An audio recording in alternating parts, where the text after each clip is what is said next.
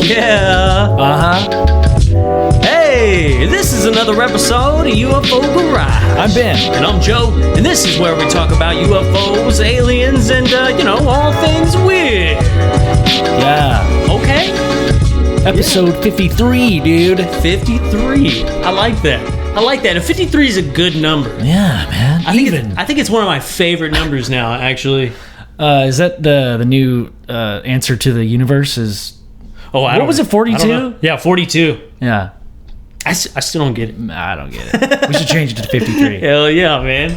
All right, dude. Well, yeah, episode 53. And like we did last week, dude, we did Listener Story Corner. Listener Story Corner. People seem to like it, man. So as long as you guys like it, man, we're gonna keep doing it. If you're on the group, you've probably seen this guy around, man, the myth, the legend, Mr. Sonny. What's up, dude? How you doing today, man? What's going on, guys? Not much, man. Not much. Glad you can make it on today, dude. Right on. Thanks for having me. I'm sweating it out here in Fresno. It's hot. Oh shit. Yeah. Well, it's pretty hot here too, man. It's pretty warm. Well, you Californians, y'all think 80 degrees is hot. Yeah, I live in the valley. I think it's 102. Oh it's my God. Not too bad. Yeah. Not too bad. So that's pretty much what it is here. Yeah. It gets up there, though. It gets up there, man. Well, hell yeah, dude. Like I said, I'm glad you're able to come on today. Just say what's up to everybody and, tell them a little bit about yourself, man. How's it going, guys? I'm Sonny. I'm from Fresno, California. And, yeah, I've seen some things and some stuff you guys might find interesting. Yeah. Enough to scare me. Yeah, definitely. I mean, it's something that, when you're just not prepared for it, even if you are prepared for it, it's pretty strange. Like, you got to be a certain type of person maybe to not be scared occasionally when this stuff pops up, Yeah. Yeah. Yeah.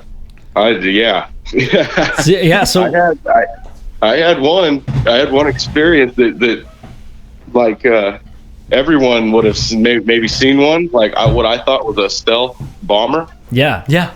Okay, I was pulling into a neighborhood like 5 years ago. We lived in a neighborhood, and it looked like there was a drone over my house as I turned down my block.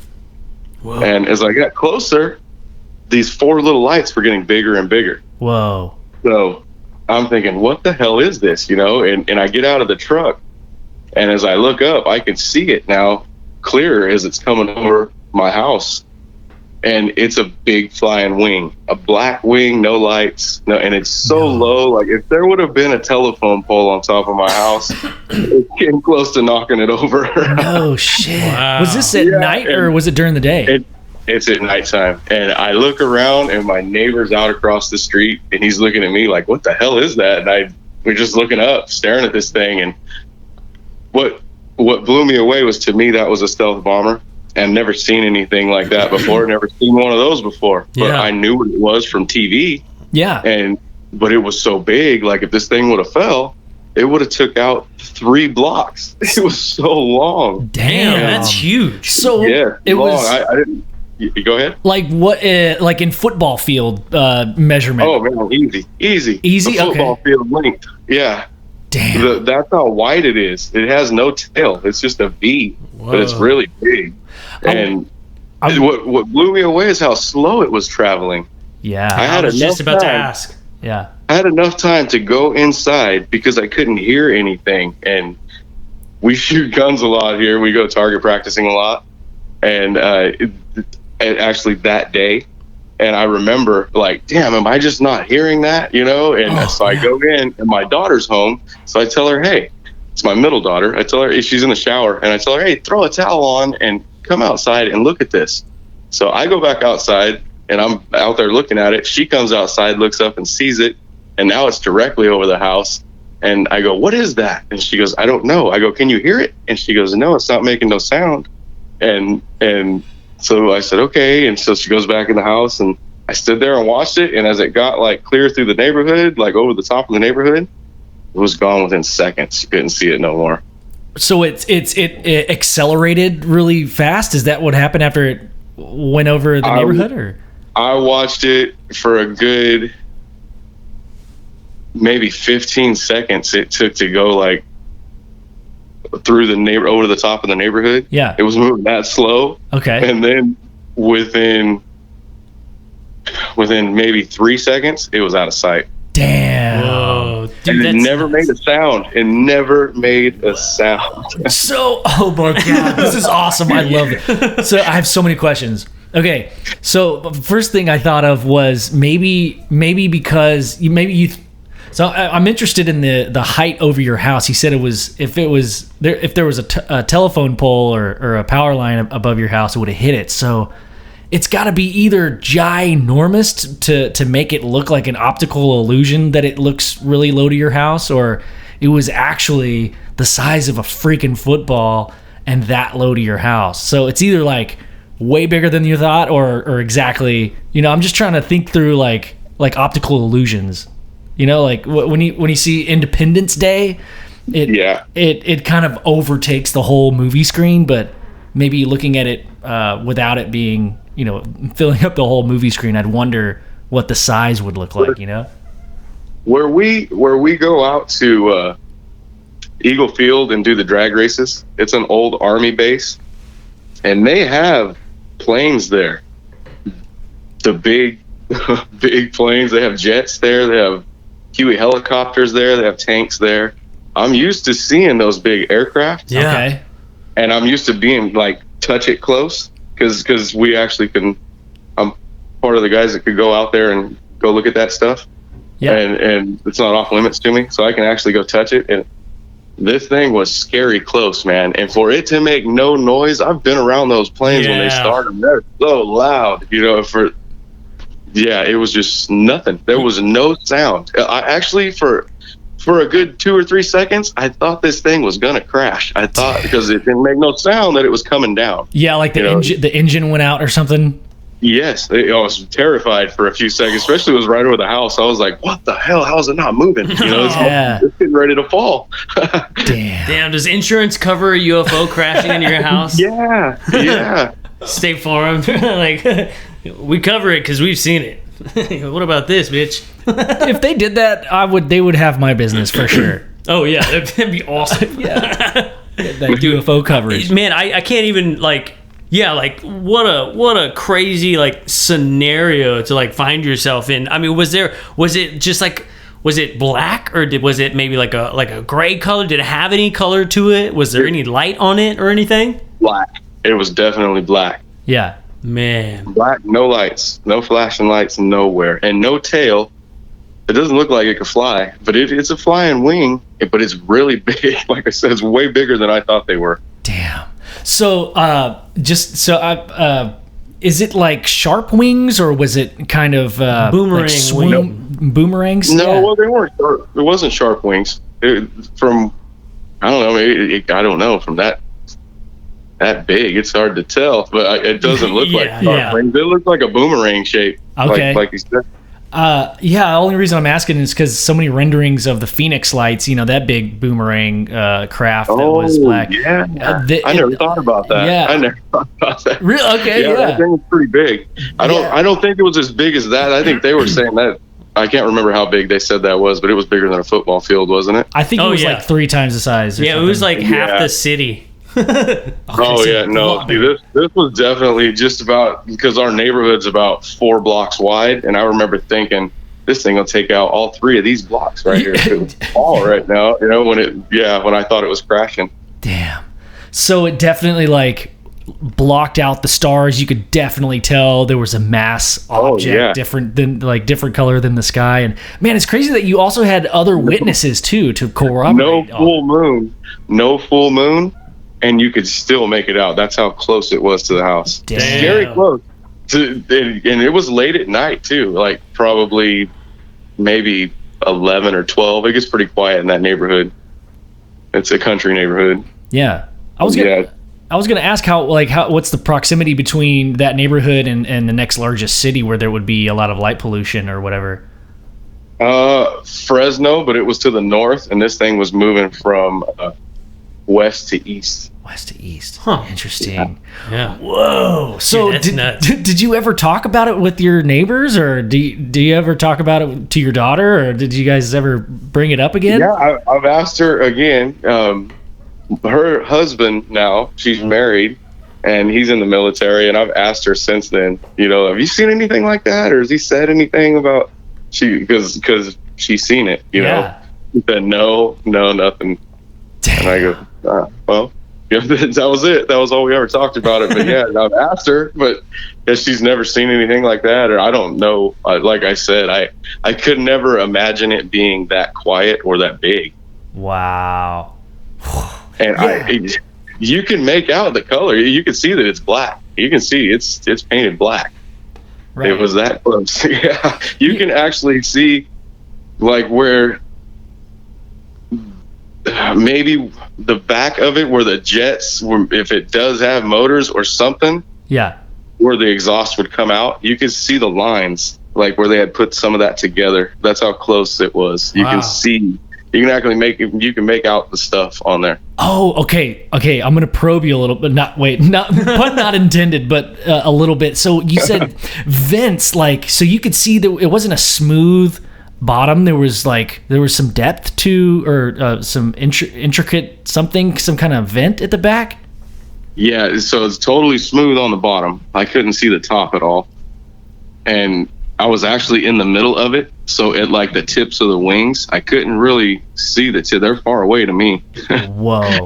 Yeah, that was like a block and a half over actually when I'm looking at the tip of the wing. Dude. So it's actually reading out in the dark, so I could see the center of it real good. Right. And when it comes over the top, like if you were looking at a boomerang, in the center of the boomerang, I would imagine the cockpit was on top, but in the back of the boomerang right there in the center, that's when it went by. I could see like back inside of it, so I knew that was some kind of sheet metal work, like a square.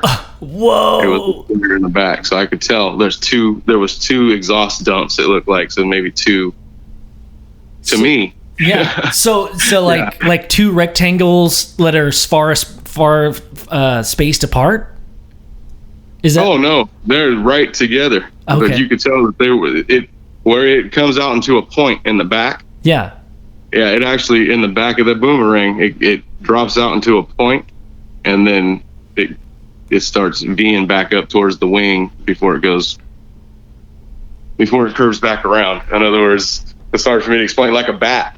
Yeah. Oh. So Yeah. it's like a bat tail kind of swoops back. Yeah. Okay. Yeah, like a bat. Like it has a bat point. If you were looking at a silhouette of a bat, Yeah. makes that point. So when it made the point, I could see that there was two vents, like two exhaust dumps on each side of that point. Dude. Up inside of it though, and that's why I was looking up in there and thinking, okay, let's say it's so quiet I can't hear it, but there's no way, there's no flame coming out of there. Yeah. Yeah, I was tripping out, dude. Or some kind of like blue plasma or something. Yeah. Like. And since we were shooting earlier, there was no drinking, no nothing that day. Yeah. So, yeah, that was stone sober, no booze, no nothing. I mean, for listeners that aren't used to hearing stories, everybody's like wondering, oh, are you drinking? That's so lame. Like, but I'm glad you brought it up. I mean, that definitely lends more credit. And really, I never drink. So Yeah. Well, boom. Then everybody listening right now, yeah. So it's You already know. yeah. You already know. You already know. You already know. This is serious. Man, I can picture this thing in my head, man. I want to draw it and like send this to you and see what you think and try to get this like, man, like. I'm gonna be honest. Okay.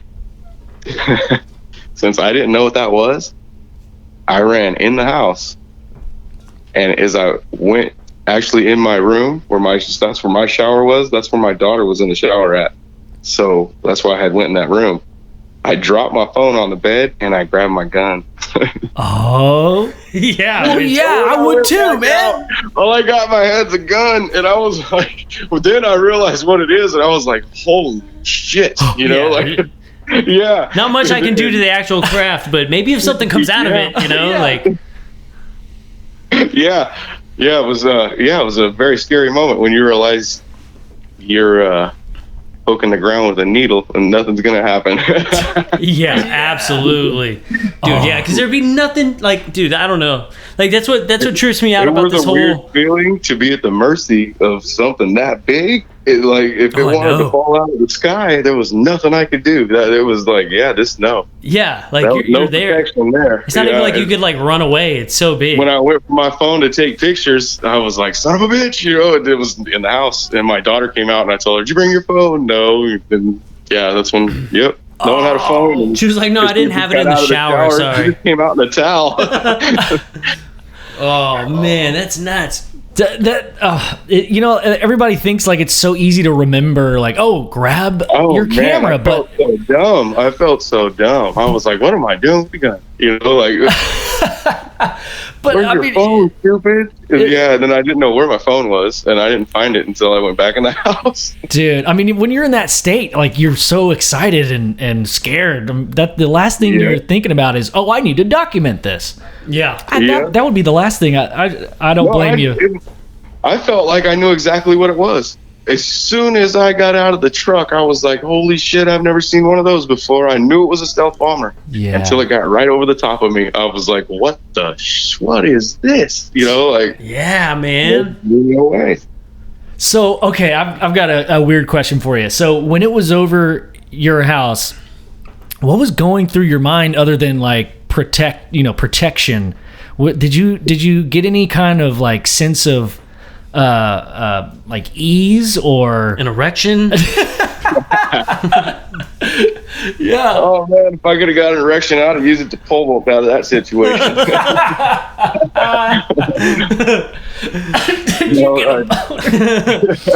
Boner crab. It went from protection, I'd say, to just straight helplessness. No matter what came out of that, whether it was human or alien or whatever that thing wanted to do to you, you're going to be at its mercy. Fuck. Man, yeah, I can only imagine, dude. But can you also imagine a scenario where like something like that does happen and you just have this like awful feeling of helplessness, and then a human does come out? You're gonna be like, you son of a bitch. Like, you're gonna be so mad. You're gonna be like, God damn it. And it's like some you scared the shit out of me. It's like hugging him and screaming at him at the same time. Yep.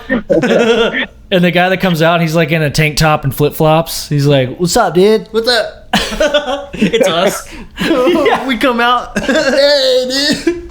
Oh man, dude, that's nuts. That's a cool encounter. So is this like, is this your only one, or is this something that like you've kind of witnessed throughout your lifetime, like just odd things? No, like that was the first thing ever. And wow. I really didn't start looking up until maybe a couple of years before that. My cousin, he told me that he's seen, and he's one of those guys that just, he can't lie. He cannot tell a lie. He tries and he can't do it. He can't even follow through with it. He's too honest. So he tells me what he sees, and his niece is with him. She's driving.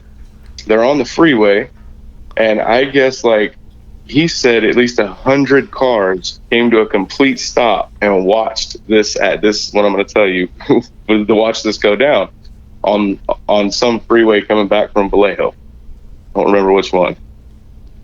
They're over the water. He said there was two crafts, and one was tumbling out of the sky. Whoa. And he said it was headed straight for the water. And he said it was tumbling like it's shaped like a triangle. So he said it's just falling and tumbling out of the air. Whoa. And the other one is circling it. And he said, and the other one is circling it, perfect circle, all the way down. It's like staying right with it. And he said, and just before it hits the water, it comes to a complete stop. And then the other one does too. They both stop right before they hit the water. What? And he said they sat there for like 2 minutes. And then the one that was circling shot straight up in the air and disappeared. And then the one that was falling out of the sky did the same. What? And when he told me what he seen, he said that it was the triangle with the orange ball in the center. Yeah, the TR3B. Okay, everyone's heard of that. Well, I never heard of that before. And this was like 7 years ago when he told me this story. Yeah. So, okay, well, I never heard of that before. And then I started watching TV shows. And then the first like UFO that I seen like on the internet, that was on TV, that someone had put on the internet, it was what he described. I was like, holy shit, that's exactly what he described, you know? And he doesn't watch that stuff. He doesn't do UFOs. He doesn't. Right. So when you saw that, you're like, well, okay, well, yeah, they're fucking real. Like, that's yeah. So did you call him and say, like, dude, I believe you? Oh yeah, he was the first person I called, and it was actually headed towards his house. That's what I was trying to tell him. Oh. You gotta look up, dude. It's like right over your house. He doesn't live very far from me. Yeah, damn, that's crazy. He's outside on the phone looking up, and he goes, "I don't see it." I go, "I'm telling you, it just took off. You have to see it. It's going so fast, it has to be over your house, you know." And nope, nothing, you know. Bro. So, oh man, yeah, I've seen renderings of that one. It's like a triangle and then the orange ball, and there's ones that have the orange ball in the center on the bottom, but there's one rendering that I've seen that the ball goes through the top too. So it's just like it's a ball with a ring around it, but instead of a ring, it's a triangle. Yeah, I wonder if maybe they're the same kind of ship made by the same alien species. I don't know. I can't remember if he ever said the ball went to the top or bottom. He just said it had an orange ball in the center. Yeah. Well, that might be like a simple case of like misidentification. Like they can only see the bottom. So a lot of them, you just see this ball on the bottom. But if you saw the top, it might actually go through all of them, Yeah. Who knows? Yeah. And then he told me he couldn't figure out why the other one was falling out of the sky and the other one was just circling it. And I told him, well, we fly RC planes, and when I was being trained, there was a guy standing next to me with a controller, and as long as he stayed close enough to me, as soon as I lost control, he just flipped a switch, and all the controls went to him, and then he took over. Oh, that makes sense. He's not even touching my controller, but he just totally took over the whole plane. So that might be what happened. He had to stay close and fix it. Yeah. That's what made me think it was human. I was like, those are humans flying those things. Interesting. I love that. Like most people just jump straight to aliens, like I just did. But I mean, with your background and being close to this kind of stuff and knowing people in aviation, I guess to a certain extent or fully extent, but like, yeah, it's interesting those little things that make you think, oh, that was human. Like that's really cool. I never thought about it that way. The how it relates, maybe it is our technology, or maybe we're just emulating something that was taught to us, or maybe it's recreation craft, or I don't know, or maybe we're all just not that different. Maybe we're all that. We should make a song about that. Yeah. They're just like way smarter than us. Yeah. The only thing like recent, because those were maybe there was one other thing over there I seen at that neighborhood. It was like a floating ball of light. It looked like a headlight on an airplane from far away. And then I noticed it didn't make no sound and it wasn't far away. And I'm looking out the bathroom window at it. The window's open, so I'm looking straight out the window at it. Whoa. So I went in the restroom to look out the front door, and it was just gone. There's nothing to be seen. And I was like, what the hell was that? Almost like there was a helicopter hovering there, but no sound. Yeah. That I didn't know what that was. That was just a light. But damn. Last week, I had to smog my truck here in California. We got smog. If your truck don't pass smog, you don't get your tags. Oh, okay. They got to make sure you're not. You can't drive on these expensive ass roads you pay for if you don't get your tags. Oh my God. So yeah, you got to pass smog. So I go to the smog shop and they see that I went in the computer and deleted all the codes. And they said, okay, smart guy, now you got to drive it for 80 miles. So I drove it for 80 miles. I went back and they said, no, you got to drive it more. So I went and got my computer and plugged it in, and I just drove it until all the codes shut off and took it back. But we had to take it fishing to do that. It took like 250 miles before those codes cleared. Damn. Shit. Yeah, it was bullshit, man. The last day, too. It cleared on the 31st, actually. And yeah. So, yeah, that's when it got tagged. Oh, my God. Does it cost more if you don't get it tagged by a certain date? Oh, yeah. If I wouldn't have got it on I think it was $150 $34. It was pretty cheap this year. And then like 100 and something for the smog. And if I wouldn't have got it done on the 31st, like the codes wouldn't have cleared, they would have charged me like another $100 probably. Good shit. Oh yeah, Bunch of commies out there. Bullshit. Yeah, we went out to Lemoore. That's a place here in California, and they have an air base out there. And we're fishing, and we're sitting in front of the truck. My cousin has his back like to me almost, and I'm standing behind him off to the side, and off to his left, so almost directly in front of me, there's a flash, but it looked like lightning, but a solid light bar in the sky. I looked right at it, and I told him, God damn, did you see that? And it was really big. And he goes, and we're right by the airbase, so there's no telling what you're gonna see. Yeah. Yeah. And so he goes, no, I thought you took a picture on your phone and the flash went off. And I said, no, dude, it was fucking bright though, and there's no rain here. It's California. We're in the valley. Yeah. It's drought. Yeah. But so a little while later, it wasn't even maybe 20, 30 minutes later, we're fishing both facing the same way, and we have the water in front of us this time. And this thing, the exact same thing that went off to his left, goes off directly in front of him this time, exactly where I'm standing next to him.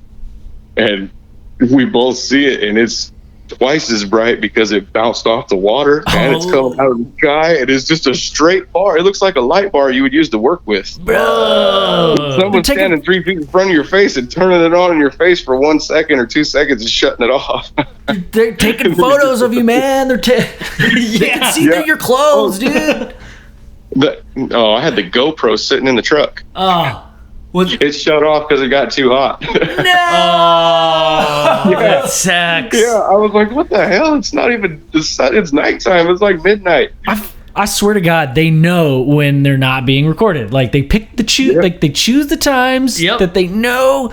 Joe, I think you came up with this idea. Like maybe they in the future they know when they've been spotted, so they just go back to the past and make sure that they are there at that right moment. That they can't, you can't see them, Yeah. like or record them or whatever. Or maybe they're the ones that heated up your GoPro to make it turn off. Yeah, bastards. They didn't put in on that. They better not be touching my GoPro. Yeah, seriously. Yeah, it's dude, that's nuts, man. So how long was the light bar thing? If you had to guess, if I guessed, man, I wouldn't even know. It was so fast, and it's yeah, it's hard to make dimensions. More than 100 feet. It's just, but it could have been way up there. It was just bright. Yeah. It looked like it was far away. It was just right above us almost each time. Yeah. It's just that last time was directly in front of us. And then we stayed out there a good another hour or so and never seen nothing else. Oh my God. Except for an owl. We did on the way out, we noticed that this owl had followed us from the last place we went. No. Shit. On the way out. Oh, and I had this on GoPro, but you can't see it very well because it's dark, and this thing don't have night vision. So we're driving out, and I got a real bright flashlight. It's a spotlight, and I noticed the owl's flying next to the truck, and I'm laughing. I go, Billy, he's using the headlights to hunt. That's why he's waiting for us to drive, because we're driving real slow on these dirt roads in the country. Yeah. And from fishing spot to fishing spot, and he's following us. He's using my headlights. So I take the flashlight and I shine it out on the field where he's flying directly out of the driver's window. Yeah. Only about 10 feet in the air. And my truck's lifted, so we're like 6 feet in the air. And so he's right there. Yeah. And I'm shining the flashlight in a spot on the ground, and he just comes to a stop, like a little hawk or something, but it's a big owl.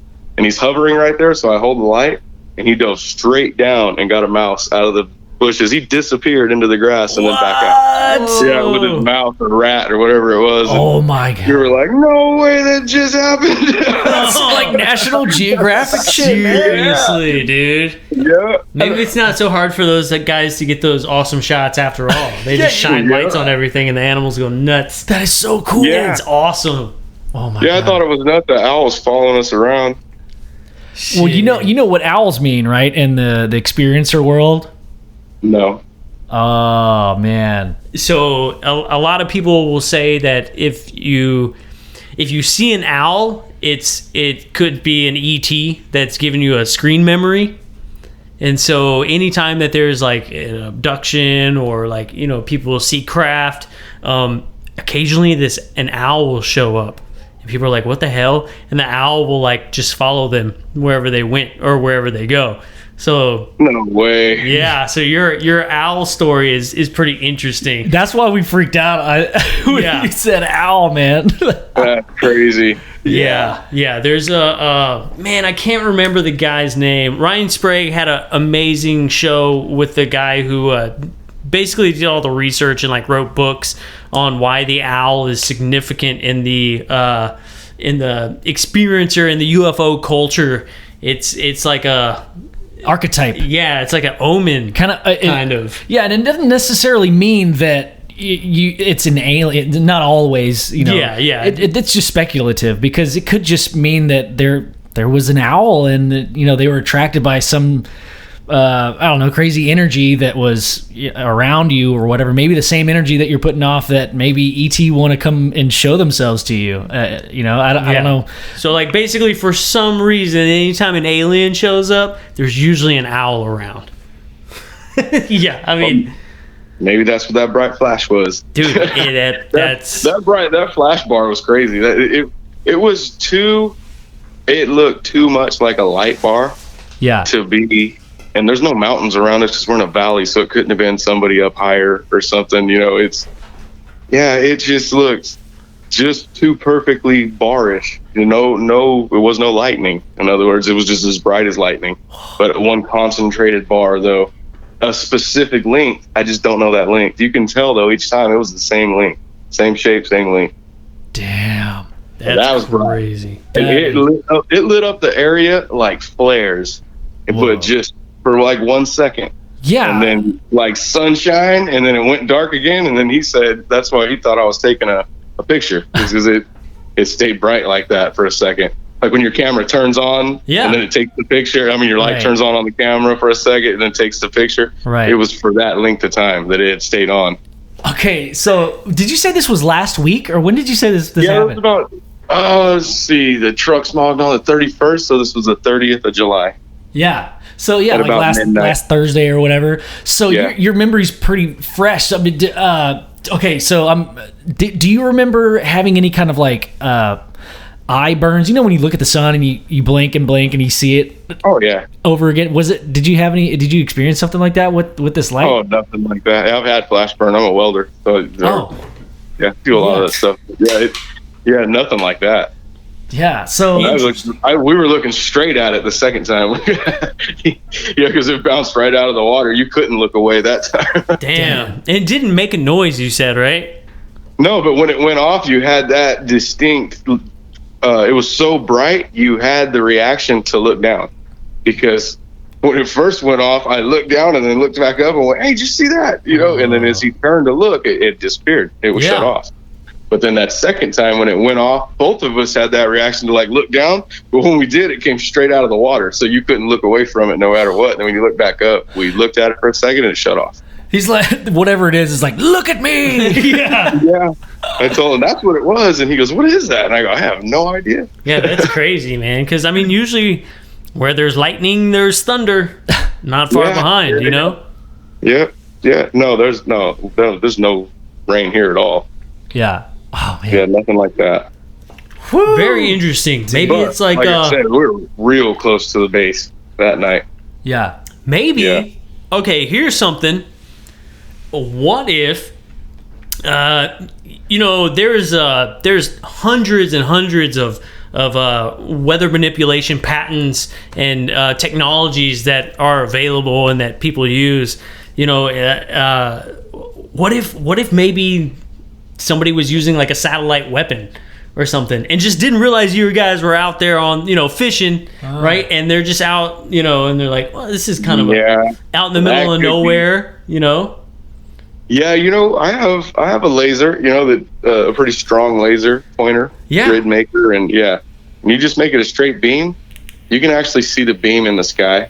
Yeah. I could see the beginning and ending of this though, for sure. Ooh, see, that's cool. Yeah, that's what's cool.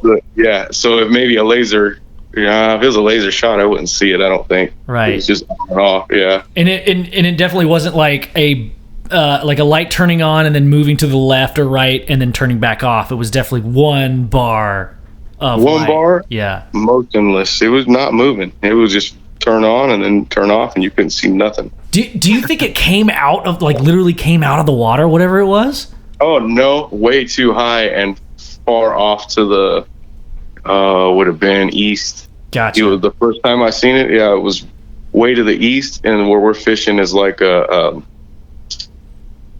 it's like an aqueduct type thing. Okay. Uh-huh. Yeah. The water runs north and south there. So it was to the east of us the first time. The second time, right directly in front of us from the south, but towards the south, ahead of us, south for sure. Whoa. Not directly over the top. Man, what if it was like a portal opening for a second, like a Yeah, there you- Stargate or something? You know? Yeah, see, yeah, something like that. That's like what you see on TV. Yeah, yeah. There you go. There's something bright flash like that, but not a circle. At least not what we're seeing. We're seeing a bar. It's like a long bar. Dude, that's nuts. That's crazy. Yeah. Maybe it was definitely can see the beginning and the ending of it. That's why, and it doesn't start from one side and light up across to the other. It just turns on. Dude. It turns on and then it turned off. Whoa. I've never heard anything like that. Yeah, I haven't heard anything like that either. I've never seen nothing like that either, guys. That's super. I just figured but no noise again. I mean, you don't hear any planes. I mean, nothing that you would be thinking making that noise. There's planes all over out there, but that's damn sure not an airplane because there's crop dusting planes out there. Yeah, right. Yeah, that's not a crop duster. Oh my gosh, dude. It's nuts. Oh, I love that, man. So, Hell yeah. So, do you see weird shit just all the time and you forget about it, or are these I'm just curious how frequent this happens to you, man, because it seems like you have some awesome stories. Those few times from before a long time ago, and then this, and then since I've lived in this house, just that one thing that I took a video of and sent it to you guys. That little orb thing that's floating over my house. Yeah. That's basically what I seen at the other house, but it was at nighttime. Yeah, darker. So it would just look like a white ball of light. That's much lower than what I recorded. But then I thought, I don't know what that is. To me, that I would say that's a satellite. But then it went through a cloud in the video, and I was like, right. It can't go through a cloud if it's a satellite. Yeah, no, definitely not. Yeah, that's pretty interesting, dude. That's it, man. I've never seen anything like that before either, except for if that was the same thing as that ball of light. It looked like it had the same shape to me as I'm looking at it with my eyes. It just looked like a round ball. Yeah, we're watching floating Christmas ball.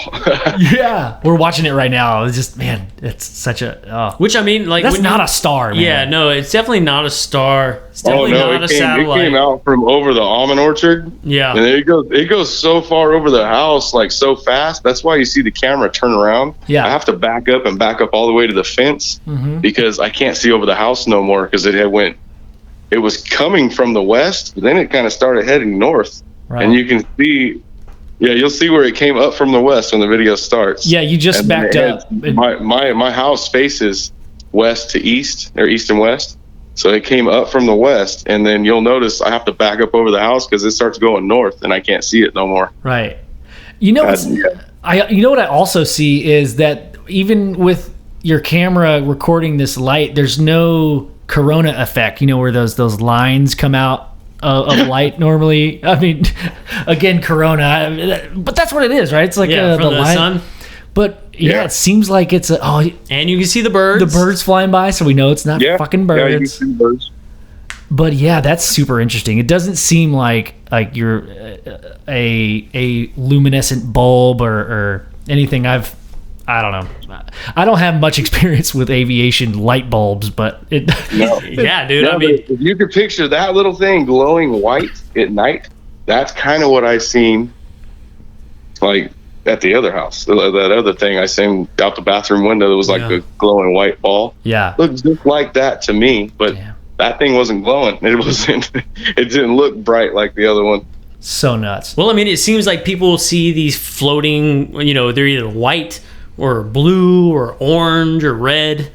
They seem to have, little different characteristics, but I mean, they seem to kind of all do this same thing. It's pretty interesting, man, when you look at it. Yeah, I'm still trying to figure out if it's illuminating because it's still kind of like daylight outside, or if it's actually. Yeah, you know what? That was just at daylight, so that's like 5:30 in the morning. Okay. Maybe. Yeah, somewhere around there. My wife had just left for work. Gotcha. So that's when you're looking to the left initially, you're looking towards the west, and then it's still kind of like dusk, and then you look back towards the east, I guess, and it's a little. Or do I have that backwards? I don't know. But dude, that is super interesting. So okay, I have a question, Sonny. So what is your thought? Or do you think the things that you've seen or other people have seen, and I mean, you've been listening to our podcast for a while, do you have an opinion on if some of this stuff is human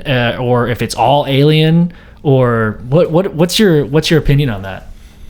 Oh, I would like to think it was human until that Tic Tac thing, and then when you guys had the pilot on there, yeah, I was like, okay, now I don't know. There's no way. Those guys would know. They would know a whole lot more than me. They'd know more than the guy racing the hot rod standing next to the plane, because they're actually flying the plane. Yeah. They would know a lot more of what they've seen. And when that guy said it went in and out of the water is what it looked like to him, those guys see like hawks. If he says he's seen that, that's what he's seen. Yeah. They have trained eyes, man. They have to look for that stuff. They know. They know what they're looking for up there. That's their job. They know what they're doing. They don't let them fly those planes around because they're cheap and good on fuel. Those guys got a job. They're flying expensive stuff for a reason. Yeah, definitely, man. Definitely. Yeah, they're most likely at the time they were the best person to fly that craft, at that time. So they were the top of their game most likely, or they wouldn't have been in there flying it. yeah, that's for sure, man. Yeah. So, dude, Sonny, there's one more thing I wanted to get into. You had a while back, you had told us about this dream that you have. Oh man. And you just say it feels like I remember it like it was yesterday, like it was just that clear to you. And I found that really interesting, man. Where you're building this battery of some sort. I knew that's what you're talking about. Yeah, dude. Yeah, I don't ever forget that. So was that like a reoccurring dream, or is that like a one-time thing that like just stuck? Don't be fucking around with out-of-body experiencing. Dude, yeah. Hey, and if you don't feel comfortable talking about it, you don't have to. No, it's fine. Yeah. It's fine. I'll tell you what happened. I don't believe in that stuff either. I don't believe in stuff like that. But I came across it. I heard about it somewhere. I think it was on Art Bell, Art Bell Classics. I still listen. Okay, so me too. Oh yeah. Somebody on there was talking about it, so I looked it up. They had a thing on YouTube. There's a couple of good ones on YouTube that actually work. Yeah, and so they say, basically what they're telling you is get relaxed and think of where you want to go. You're going to go there. You're going to have a good time. It'll be fun times. You're going to think of Hawaii and you'll be surfing in a minute. That's kind of what they sell you on, and it felt like that. I had a couple times got to feel like I was flying, doing it, listening to this like 2-hour recording as I go to sleep. So as you playing in your subconscious as you're sleeping, you're hearing it. It's weird. It almost puts you to sleep listening to it. It's almost like a hypnotic thing. Ooh, yeah, that's trippy. And I was having trouble sleeping. That's what made me try it out. I liked it because I would just pass out. It would make me have these cool dreams. That's what I thought. Until that dream. The other ones, I couldn't tell you half of the other dreams. But this one, like I said, I could still tell you like it was like I had it last night. And in the dream, from where I guess, like for where it starts for me, for where what I remember, I guess, is me picking up this blue battery. I knew it's a cell to a battery. I knew that. Okay. Yeah. It's shaped like a scale, is how I can explain it. Like if you can picture, if a dragon could lay an egg and that egg would be huge and covered in scales. Ooh. It's like that. It's an egg shape, but it's flat. All right. That's how the cell is shaped. And then that's also how the frame is shaped that I'm installing the cell into. It's shaped like an oval egg, but it's flat. Dude. And I'm like halfway done with this almost.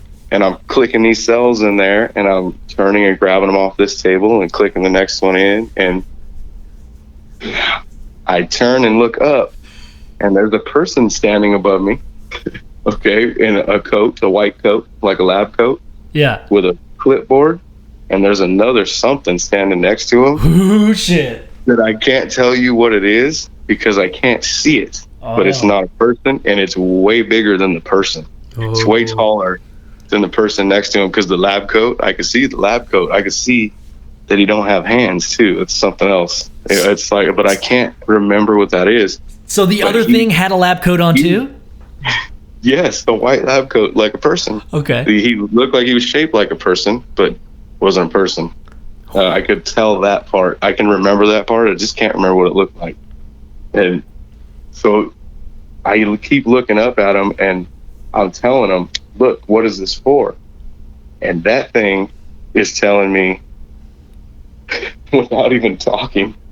So I don't know how I'm hearing it, but he's telling me it goes right there. You just put 4 or 5 of them on.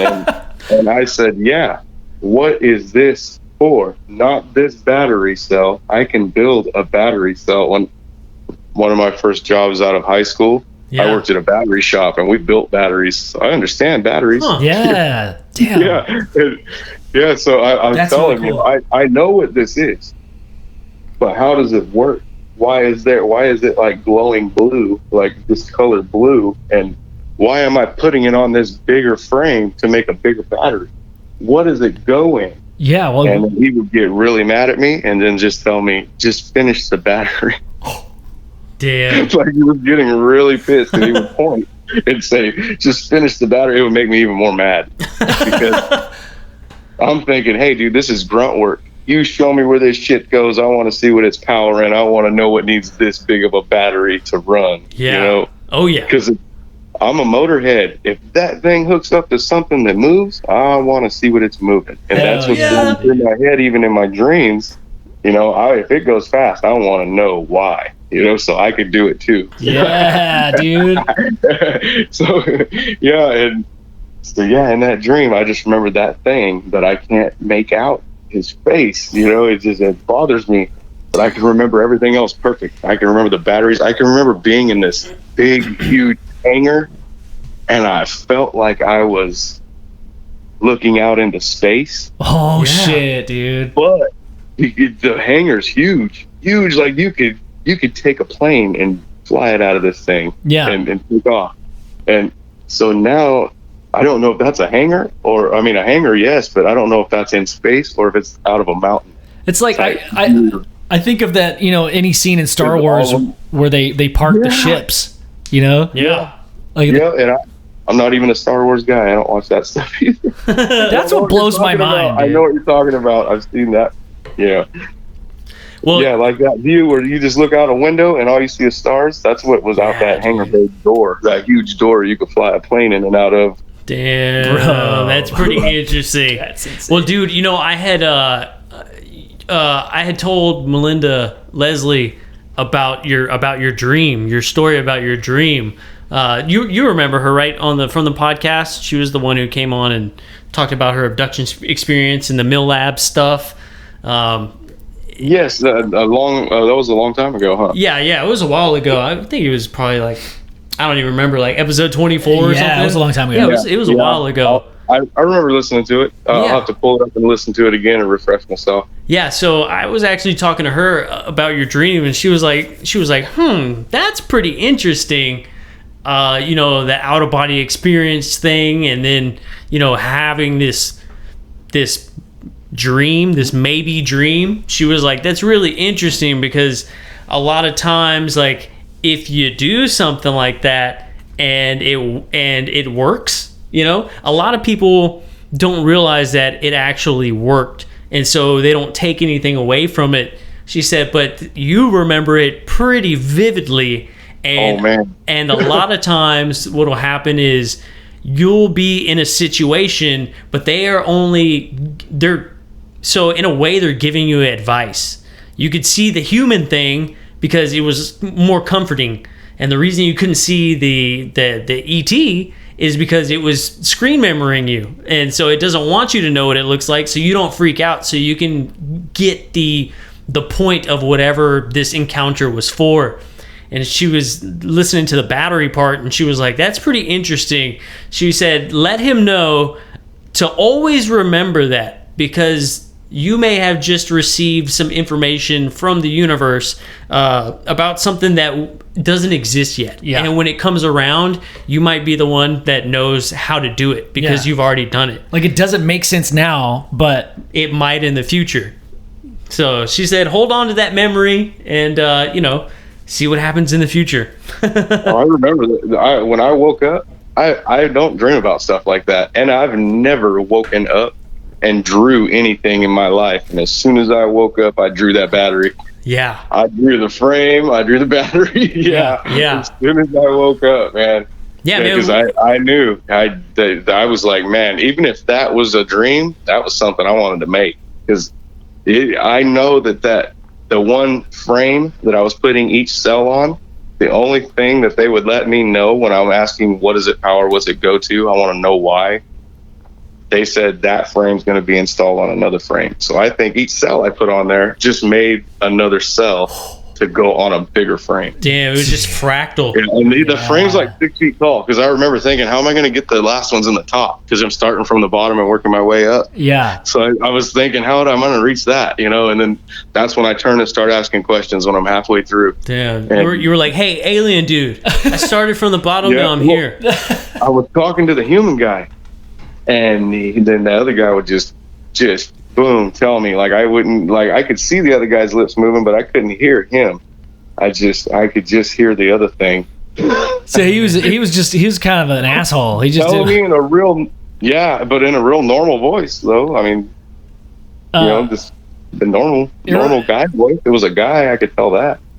It reminds me of I'm a big I love the Harry Potter movies, and I don't know if you guys watch it, but it reminds me of that memory that one of the professors, Professor Slughorn, alters in his memory. So anytime anybody wants to see a memory between a conversation between him and Voldemort, then nobody can hear it, and it sounds all like it's muffled. Oh yeah, there you go.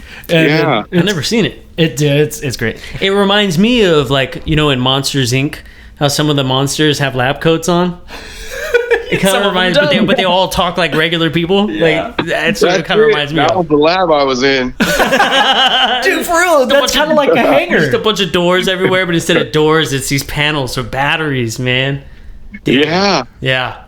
No, I was the only one building it. That was another thing. There was definitely people in that hangar all over the place, and far away. Like, if I would have yelled, hey, they wouldn't even wave back. Oh shit! Damn, that's big. They were off doing their shit, over there in white lab coats. That's they want to have white on. I was gonna ask, like, I wonder who built this cell in the first place. Do you have any memories of building the actual cell that you're, the scale? I wonder who built that or where that came from. I don't know. I just remember it being a metal frame, a metal. It actually looked like it resembled metal, like a shiny metal. Yeah, just metal. Damn. Metal frame with lightweight frame, though, because it's not hanging from anything, and it's actually leaning. It's where I'm standing, and I'm telling you, I'm looking up. I'm like standing, I feel like I'm standing in a walkway, and there's 2 rails on each side of me. But it's big enough that it's like 5 feet across walkway type thing. Yeah. That thing's leaning on that rail while I'm building it. Huh. It's not plugged into nothing, and these cells are glowing blue. And each time I snap one on, you can see it kind of starts color changing along with the next cell next to it. That's So, cool. like, and on down the line, yeah, like each one that's touching, and you can tell they're working together. And I want to know what's inside the cells, and I'm wanting to know, yeah, all these questions, and then that's it. Then I wake up. Have you ever thought about maybe taking your battery skills and your welding skills and just kind of making something that might blow up, but it might actually be cool? Like a little prototype?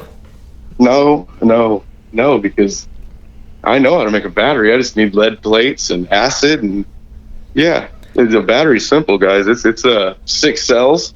They'll give you 12 volts.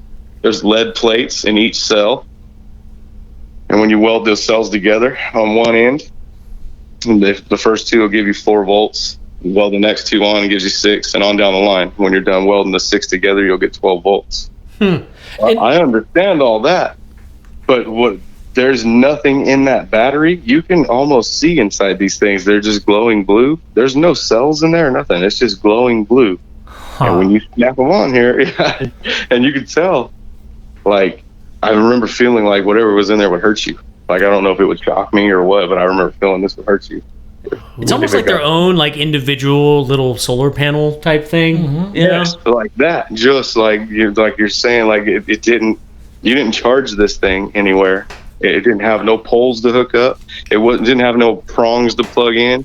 When you set it in that frame next to the other one, it just grabbed onto the one below it, or even the bottom of the frame. When you first set them in there, they just grab into the bottom. The bottom wasn't round like an egg. It was actually flat. So the top is round like an egg. And then with it leaning on the rail, I remember the bottom being flat because the bottom only took 4 cells. And then as I went up, it took like 5 or 6 cells, and then on 7 or 8 cells. Now it got bigger and wider, and then it started getting narrower again at the top. Whoa. Dude, that's interesting. Dude. I want to know what that is now. I've got an idea. Maybe this lucid dream or experience, I don't know, whatever you call it. What if it is telling you to rethink how the battery is made? Because, I mean, it's just, isn't it? Lipo batteries are just chemical. That's what I was comparing it to that. I do RC cars too for my grandson. Yeah. He's got some badass RC cars out there. Hell yeah. And they're all lipo. Yeah. And it's like you feel like it's the power of a lipo, but there's nothing to plug into. It's just, man, and kind of heavy. Just like holding, if that thing was full of water almost, that's how heavy that was. Yeah. It's also interesting that the egg, right, it's made up of multiple cells, just like we build our lithium battery, our lithium cell batteries that are in the Panasonic 1080s that go in the Tesla. It's just a bunch of little dime sized stacks of yeah. It's interesting that they use that same it was using that same concept where it's multiple little ones. I think that's really, and that dream happened a long time ago. That's back when the other house again. Yeah. When I lived in the other house.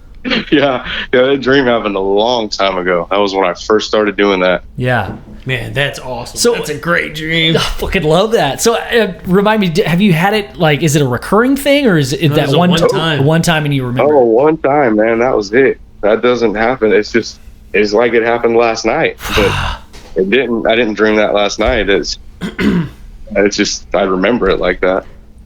Dude, that's crazy. I love it. I love that it's got all the elements, right? It's like everything I like, aliens and like technology, and but I love battery stuff too. I've never worked in any professional capacity, but I love the way that batteries work. I used to be super into batteries. I remember you remember that phase? Yeah. But dude, I love this. Oh man, it's awesome.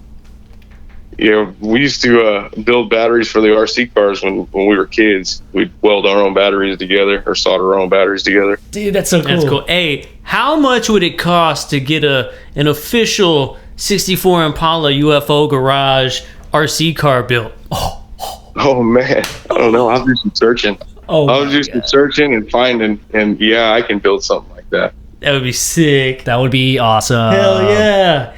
We could take it to conferences and drive it around the floor. Put a GoPro on it? Yep. Yeah. I'll make it wide enough. Make sure it's not going to flip over, and I'll hook something up. I'll try to find something. Yes, that would be sweet, dude. That would be like our B-roll, little drone guy. Impala cam. The Impala cam. That would be sick. Hell yeah, man. Well, dude, this has been great, man. I'm glad you were able to make it on with us tonight, dude.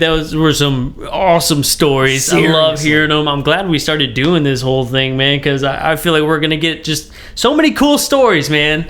I'm pretty excited about it. Yeah, so. And I've been wanting to talk about your story for a while. It's been so damn long since we even talked about it. But man, Oh yeah. Thanks for having me on, man. And I heard Lewis's. I was like, hey, that was cool. That was cool. He did it. I'll do that. Yeah, cool, man. And that's what I hope we're kind of cultivating is like our niche group. I mean, look, this podcast isn't that big. The people that really listen to it die hard are the people that are in our podcast group. Like it's everybody's a friend, and I think this is what people want to hear is other people's stories, dude. So thank you so much.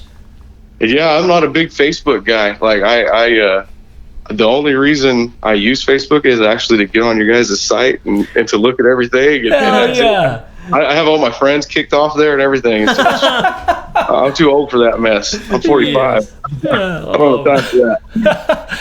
Yeah, man. You don't have to worry about getting into like political arguments with your mom on there or something. Oh no. I wouldn't even know what to argue about when it comes to politics. Me either. That's why I don't do it. Oh man. That's great, man. Well, again, man, thanks for coming on, man, and we'll have to get you back on again. If any more crazy shit happens, man, you just email us and let us know. Hey. Oh man, this time I'm getting ready to go hunting on the 15th. Oh shit! And where I hunt, it's called Wishon, and Bigfoot lives there. And I've never seen Bigfoot over there, and it scares the shit out of me because I go to the Wishon store, by Wishon Lake, and the only thing I've ever seen that I had to kill there was a rattlesnake, a big ass rattlesnake. They're not supposed to be up there, but no big feet. But the store, they have pictures of people's feet in the snow, and they got signs that says this is where Bigfoot lives. They have a big cutout of Bigfoot as you're driving up maybe about a quarter mile to the store. That's cool. On the road, and he's shoved off in the bushes, so it looks and he's big and scary and mean. He don't look like Harry and the Hendersons Bigfoot. He doesn't look too friendly, I guess. I'll have the body cam on the whole hunting trip, guys. Bro, awesome, man. Yes. Oh, if I see anything. Oh my God. I'll hunt for like the next two and a half months, maybe. So we'll get something. Dude, yes. Please keep us in mind. If you find something crazy, dude, just hit us up. And you guys are the only guys I listen to. It was a band of Bigger Brothers. Those guys were funny. I've checked out their show. They're good too. They're awesome. Yeah, they're awesome. Yeah, man. But guys, if I see anything else, I'll give you a shout. Awesome, bro. Thanks for having me on. You guys are awesome. Keep rocking. Hey, man. Yeah, thank you. Yeah, much love, brother. Thank you again. Take it easy, man. Thanks, guys. Talk to you later. All right, peace. Bye. Hell yeah, dude. That was awesome, dude. Whoa. I'm starting to like the listener story corner. Those were such good stories. I know, they were awesome. Hell yeah. Fuck yeah, bro. That was awesome. That was good stuff, dude. That was really good stuff, man. And I mean, you saw how that worked. I mean, he was like, I heard Lewis. Lewis did great. Yeah. I was like, well, fuck it. I can do it too. I think it was perfect how that played out. Like, cause Lewis is just like doesn't give a fuck. Like, I love his energy, dude. And hopefully this kind of just opens the door for other people to feel comfortable to talk about this stuff. I mean, some people they probably have amazing stories, but they'll just like never say anything about it. Yeah, they don't feel like they have a place or anybody to listen. Yeah. Well, I mean, now you do. You got a place, and definitely people that will listen, man. I mean, that's super cool, Yeah. And it's we're not out here to get you, I mean, Nibbler might, but Nibbler might get you, right?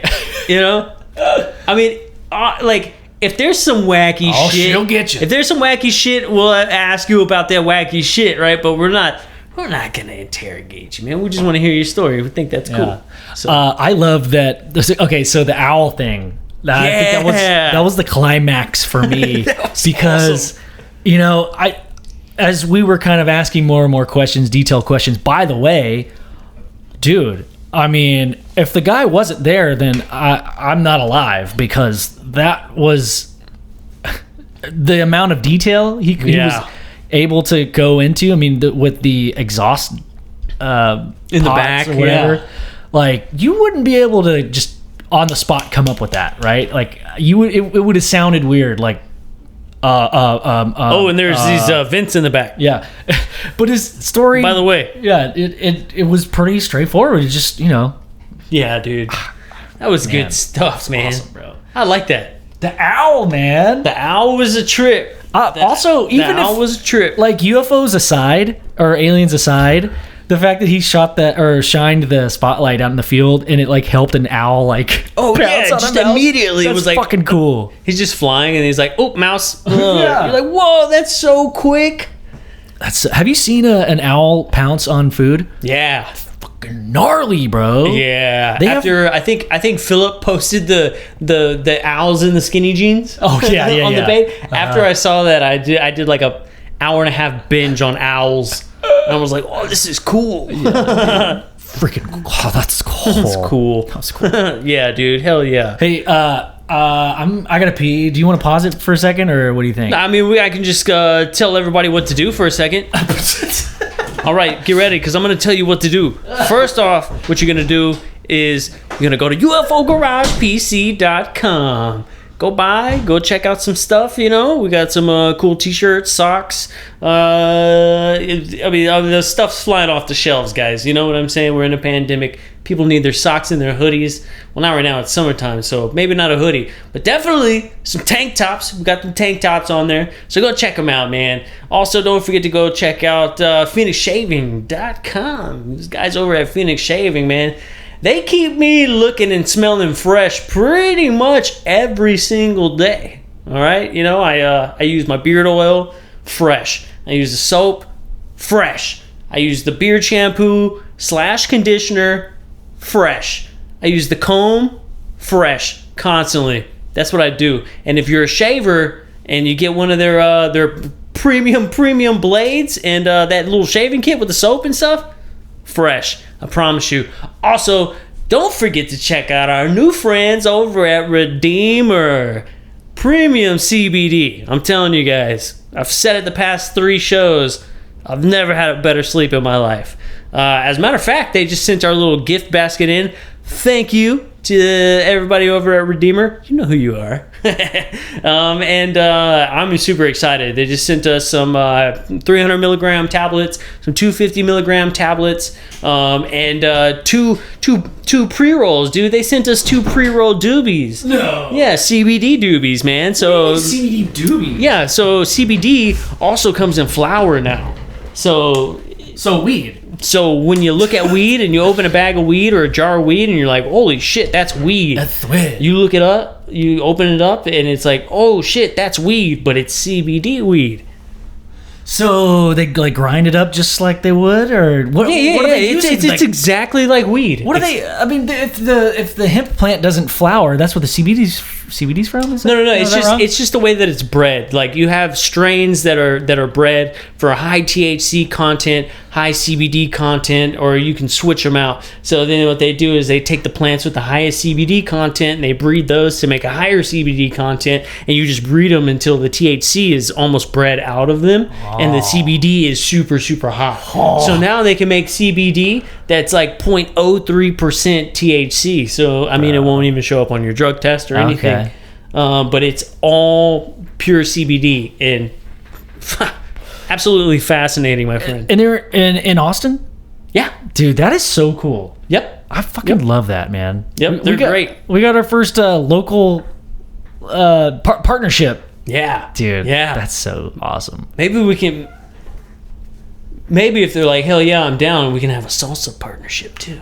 Oh, dude, yeah. So, the Ansira stuff, Yeah. that's a great idea. Yeah, I would love to do UFO Garage salsa. It would have great, to be. dude. It would have to be a verde, green. Yeah, right? that would be awesome.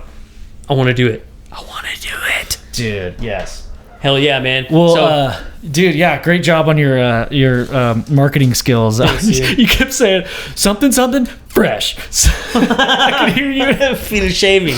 They keep me fresh. Yeah, constantly. Yeah, dude. So hell yeah, that was good stuff, man. Dude, so man, my mind's just that was so good. I know. Like, I want to talk about this next video. It's like, are we going to degrade the show now? That's exactly what I'm thinking. How are we going to make this better? Okay, how about this? Before we transition into what we want to talk about today, okay. How about we do another little segment called What Pisses Joe Off? Oh, fuck yeah. All right. Okay. Number one, throwing stuff out of your car window. God damn it. Like, what are you doing? If you throw stuff out of your car window, fuck you. All right? Unless it's like fruit or like something cool, like food, something like birds can eat.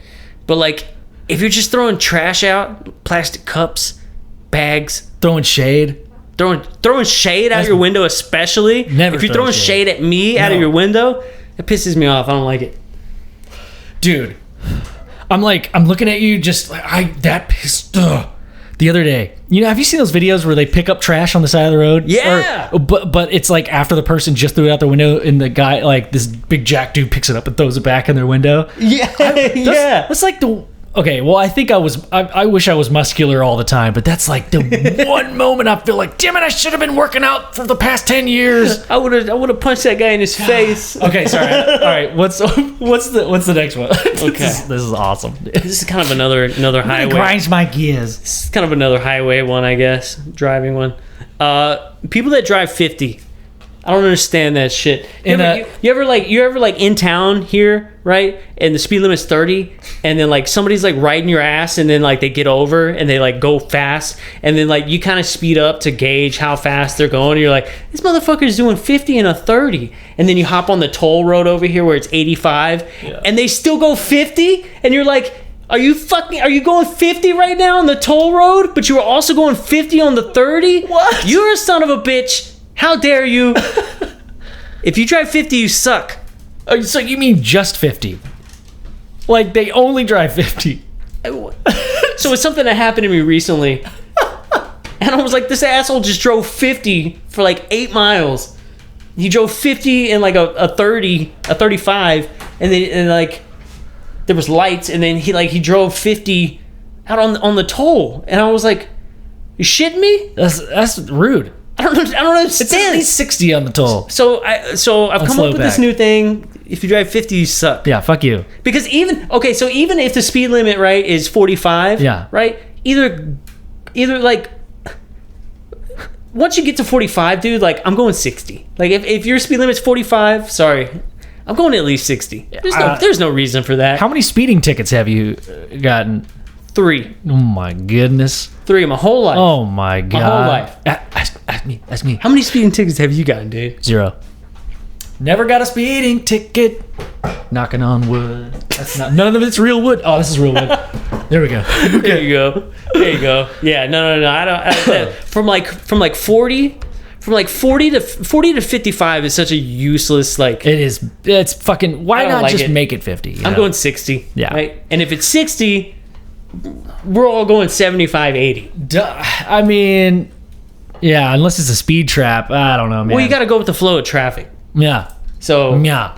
I mean, especially out on the toll roads. I mean, guys, so if you're not from Texas, you probably don't understand this. But if you're from Texas, you go from town to town, right? And it's about 30 minutes, like, on average between towns. Speed traps. So anytime you're out of town, dude, you go. Like, we don't have time to be waiting around. You go. You just go. Like 71 from Taylor to Belton? Yes. Bro, I go like 92. We're going. We're just going. That's exactly what I'm talking about.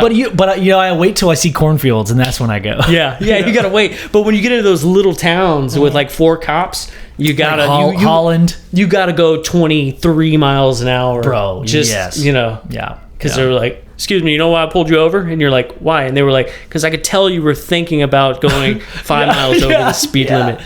Dude, I was thinking that. Sorry. I apologize. So high driving. I know this is bad, but I was driving and I was pretty high. I'd gotten high before I got in the car. I waited like 2 hours, bro, and I was still pretty high. I think I got higher as I started freaking out because I was driving. So I'm driving, dude, the speed limit. Like I'm looking down, up, down, up, and it was almost more dangerous for me to be scared of the speed trap because I didn't want to get pulled over than it was to just drive how you think it should be, you know? Yep. Like, just watch out for people. Just don't run over anybody and look for the stop. Don't hit anything. Don't run over anybody. Yeah. Even if you, like, say the speed limit's 70, even if you passed a cop going 77 on the toll, they're not going to mess with you. Yeah. For the most part. Right? Yeah. But if you're swerving and, like, you hit a guy on a bike... By the way, fuck guys on bikes. That's not one that's on the list, but fuck guys on bikes. Full circle. Full circle. Yeah. So yeah. So, I don't know. Yeah. So all right. What's next? All right. What's next? Oh my god, I'm reading it. I hate shit that looks really good and then you taste it and it sucks. All right. I'm trying to think of an example. Hummus. Oh, you don't like hummus, bro? Some hummus sucks. You're a hippie and you don't like hummus, dude? I felt the same way about certain like kombucha teas. Here's my hippie coming out. So I was dude, that's the most fucking hippie shit I've ever heard. So anyway, I was doing a tasting at this kombucha all-in-one one-stop shop. Let me tell you about the CBD kombucha. And I tasted one and I was like, holy shit, this is really good. It's gingery. It's fruitful. Love and then like I drank another one and I was like, ooh, this is like kind of like, it's like minty but like pineapple-y. And then I had another one and I was like, that tastes like feet. Like, what is this? Beans. It was beans flavored. I don't know what it was. Maybe it was unflavored, but it tasted like feet, just like fermented feet. Gross. Ugh, it was nasty. Ugh. Also, I went to like this like rich people restaurant one time. and Applebee's. And their mashed potatoes sucked.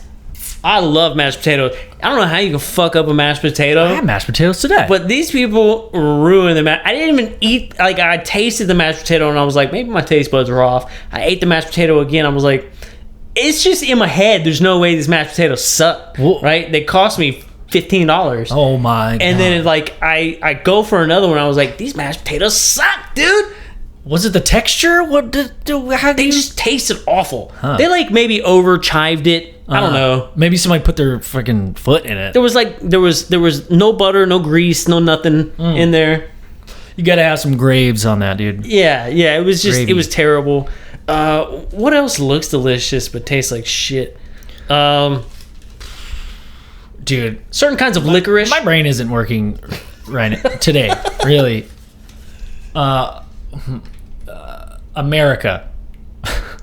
Looks delicious, tastes like shit. I don't know. I was just thinking like the most broad thing. No, I don't know. We probably don't taste awesome, but we taste a lot better than other places taste. Yeah, you know, yeah. Really? Yeah. Let's see here. What else? Wearing gloves and wearing a mask while you're driving at the same time.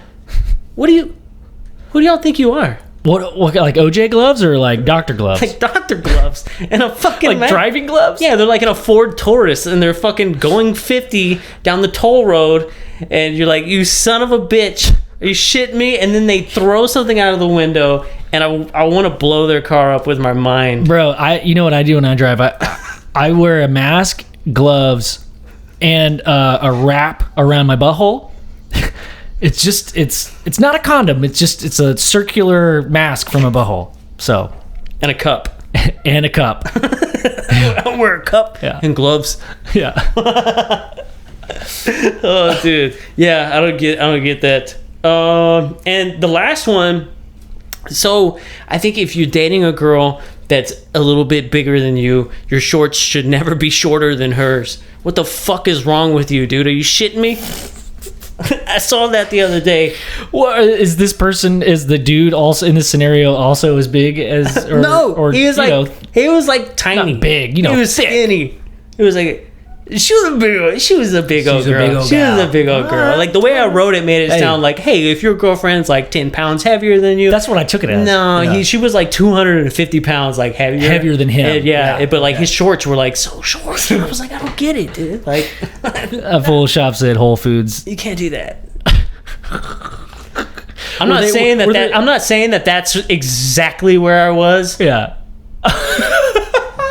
I'm not saying that's exactly where I was. Okay. Were the shorts frayed? Were they like blue jean? You know what the fucking yeah, they were fucking stupid.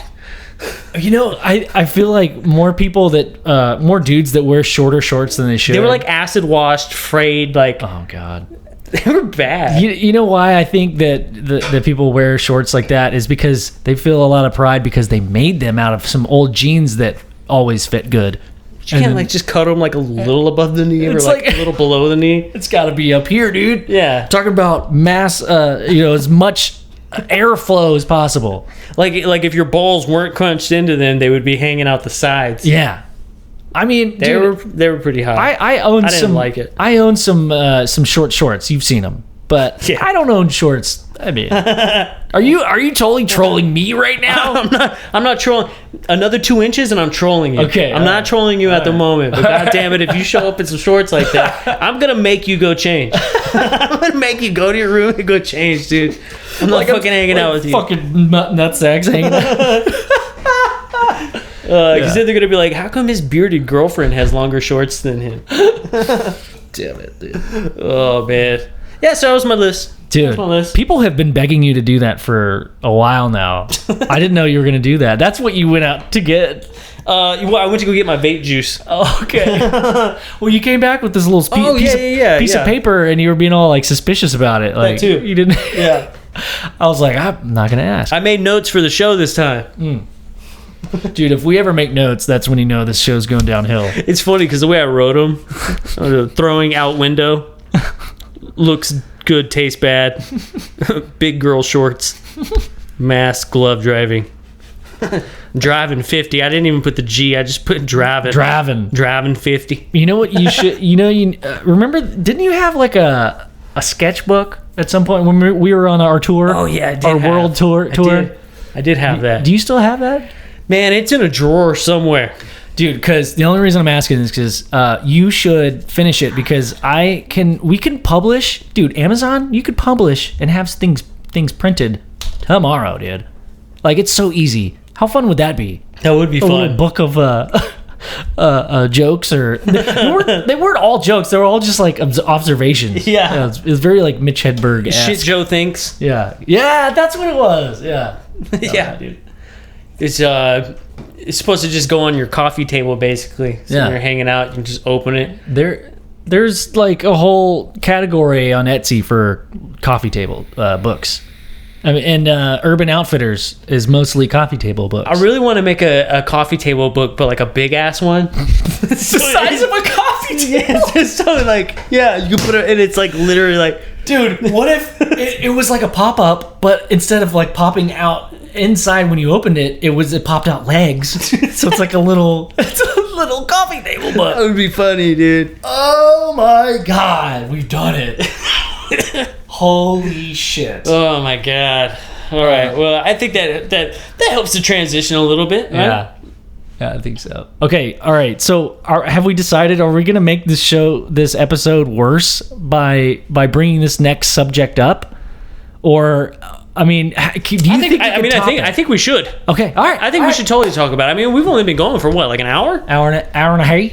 Yeah, dude. I think it's gonna be perfect. Okay. And then maybe we can go through some of the Facebook stuff. Oh yeah. All right. And cool. Yeah, dude. Sounds good to me. All right. Well, I got one word for you. What is it? Enochian, but like for bros. Oh, sweet. So we speak Enochian or whatever, like the broken language. We're like, straight up a broken, dude. I don't know if you know this. Yeah. That's cool. I think I exit out of the damn YouTube video. Oh no. Okay, give me a second.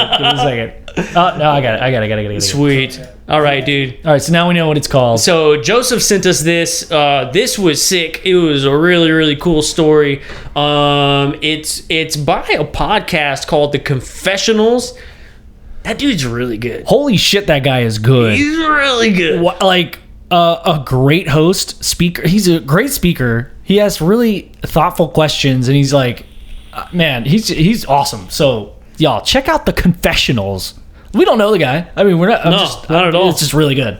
But I ended up listening through like a lot of his podcasts. They were really good. Me too. Yeah. Yeah, definitely. So yeah, The Confessionals. The one we're looking at today is episode 122. You guys can go back and listen to it. Depending on how badly we explain it, we might be spot on though. Actually, because I've listened to it a couple times, so we'll see. Yeah. But this story isn't coming from us. It didn't come from anybody that we know. This is from another podcast called The Confessionals, episode 122, Secret Military Enochian Technology. Yeah, bro. Pretty interesting. And do we ever learn the guy's name? The guy's story? Charlie? His name is Charlie. His name is Charlie. Well, it says it right there. Oh, does it? Oh. Yeah. Oh. Episode 122. Guess Charlie. Joins the confessional. Yeah. So it's about this dude, Charlie. His name is Charlie. His name is Charlie. And he ends up joining the military, right? He goes through all the training and whatnot, and then there comes this point to where like you can like you don't really like pick your job in the military, but like maybe you can like make a recommendation. I've never been in the military, so I don't know. This is how he explains it, but you can be like, I'm interested in this. I'm probably good at this, right? And then they'll look at it and be like, yeah, you're pushing a broom, or like, yes, you're capable of firing cannons. Yeah. So he ends up going through all the training. Then he gets to this point to where he kind of, makes a suggestion for a job. They give him a few other tests, and after these tests, some time goes by, and then he gets his orders, right? And then once you get your orders, you can't change anything. Yeah, it's like that's what you're doing. He gets assigned to do a specific job. Yeah, orders. Okay, and so he's looking at these orders, and he's looking at this job, and he's like, well, this is kind of like more of like a special forces type thing, and that's not what I signed up for. I didn't sign up for like a special forces type deal. Yeah. So he ends up getting on this crew anyways. This assignment that they end up going on is they are they were a part of a retrieval squad. Yeah. So, and he doesn't mention any training or specifically for this squad, right? It wasn't like, hey, you're going to train to be on a Navy SEAL squad. It wasn't anything like that. No, it right? wasn't anything like that. He did like his basic training, and then he did some like higher up training. Yep. But it wasn't like, hey, we're going to go in and save, people from scenarios. It wasn't very specific. It was kind of broad. Yeah, exactly. It wasn't like any like SEAL Team 6 type shit, right? But turns out that's kind of what he ends up doing. Yeah. In like this weird way. So he ends up getting on this team, and they're a retrieval team, a crash retrieval team. Now, they don't get a lot of information about what's happening. They end up going to like a ship, and this ship that they go to take them to the location is like a research vessel. It's not even like a military vessel. Yeah. So it's a boat. I kept thinking when I was listening to it, a ship. Oh, a spaceship? Yeah. Because he doesn't ever really say. He probably does, but my imagination runs wild. He kept saying, yeah, we're back on the ship, and I'm thinking spaceship. Yeah. But he probably means a boat. Yeah, in the middle of it, when he talks about going back to the ship, they talk about it was a research vessel. So It wasn't like a military ship or anything. Yeah. It was like something that they go and explore canyons under the ocean with. Gotcha. That kind of ship. Yeah. So they're on the ship. There's like I think 6 scientists with them on this team, and the team is like 2 teams of 8 plus 3 scientists on each team. And so they're on this research vessel, and he's like, everybody's cool. Like, I'm friends with everybody. Like, we all, understand we got a job to do, and, we're all, relatively close. Yeah. We're with these scientists, and these scientists are they seem uneasy. And it was almost like they knew something that, the teams didn't know. And, they weren't going to tell them anything, right? Because it's not their job. Their job is to escort these scientists to this retrieval, this downed aircraft, and retrieve whatever's inside of it. So, question. So they go, this is where I got lost in the story, is they go from, I'm just trying to figure out the timeline. Does he start on land and then they say, hey, you're going to go on this mission tonight. You're going to get on the ship. Or does the story just start, he's already on the ship and already on this mission? I can't remember. No, it starts that he gets his paper. He goes through training. He's on land. He's at the base. Yeah. And then he gets these papers. They receive these papers. He looks at it. He's like, whoa, that's crazy. I'm not special ops, but they put him on this team. And then the team packs up the next day, and they send him out to that vessel. Okay. And then the vessel, they're on it for a couple days. Yeah, and we don't know where this is. We don't know where this is. Yeah. So it could be literally He wouldn't disclose the location. But, so anyways, they're on this vessel, and as they get to the island, they go through like this little briefing program where they sit down, and like the colonel or captain or whatever it is that does Sarge. Sarge. Hey, Sarge. Hey, Sarge. So, Sarge. It's me, Sarge. Sarge Sergio. Excuse me, Sarge. What's your name? He's like, Sarge. I'm Sergeant Beans. So he's like, hey, Sarge is up in front of the room. He's like, all right, you guys, y'all are part of a retrieval program. We have a downed aircraft, and we need you to go retrieve the information that's inside. And whenever you're done, we need you to destroy it. And so they're like, all right. Sounds like at the beginning of a video game. Yeah. They're like, fucking cool, let's go do this, right? Yeah. So he says, like, they don't even leave, like, early in the morning or nothing, dude. Like, they fucking, like, leave, like, midday or some shit. They got to sleep in and shit. And so they get on these little boats, and they're like 2 miles off the coast of, and it turns out to be, like, this island. And so they get up to this Houston. island. I know exactly where they are. Houston. So they get up to this island, and they start walking. And they're, it turns out that this terrain is like real, like it's hilly, and there's a lot of trees. It's real dense and stuff like that. Yeah. And he's like, like as we were walking, to this area, like I just had an uneasy feeling, like just something was weird. Like the teams were okay, but the scientists were like off, and that was weird for them. Like they were just putting on this weird vibe. So like I started getting this weird vibe, and as we're trekking through the forest, suddenly we see this thing, and it turns out to be the craft that we're looking for. And it wasn't like any other like plane that we have. It wasn't anything that like I've ever seen. He says it's like long and cylindrical, and then at the back there's 2 wings at the back, and they're not in the middle like a regular airplane. Yeah. They're like more like a dick and balls. Yeah, like a dick and balls. That's what it looks like. But he also said that there's like these plates on the outside of the ship. This craft that they found. He was like, holy shit, like he didn't immediately think alien. He was just like, this is something we never seen. It must be like a secret aircraft that they have, whatever. Then he's like, the outside of the craft that had crashed was cold. Yeah, like there was something running through it that kept it cold. There was like these little plates on the outside of it. And so they say finally one team is looking outside, and then his team gets the orders. He has to go into the craft and see what information that they can get out of it. Yeah, does he describe how they got in? Like, was there a hatch of some sort? Yeah, it was like behind the cockpit. Okay. And so like just like a normal door that was big enough? Yeah. I was wanting more information, like more. Yeah. Okay. Sorry. Go ahead. Like detail. I was drinking a beer. Sorry, dude. Like detail. Like you think of it if it's an off-world vehicle or a vehicle that's of alien origin, you'd think they wouldn't enter the craft like we would, where it's a hatch opening. I think he did go into a little bit of detail about that. I don't remember all the way. Sorry, I didn't mean to grill you. No, you're okay. You're okay. But because he did go into a lot of detail about the craft itself. Yeah. And I don't remember him saying anything about the door.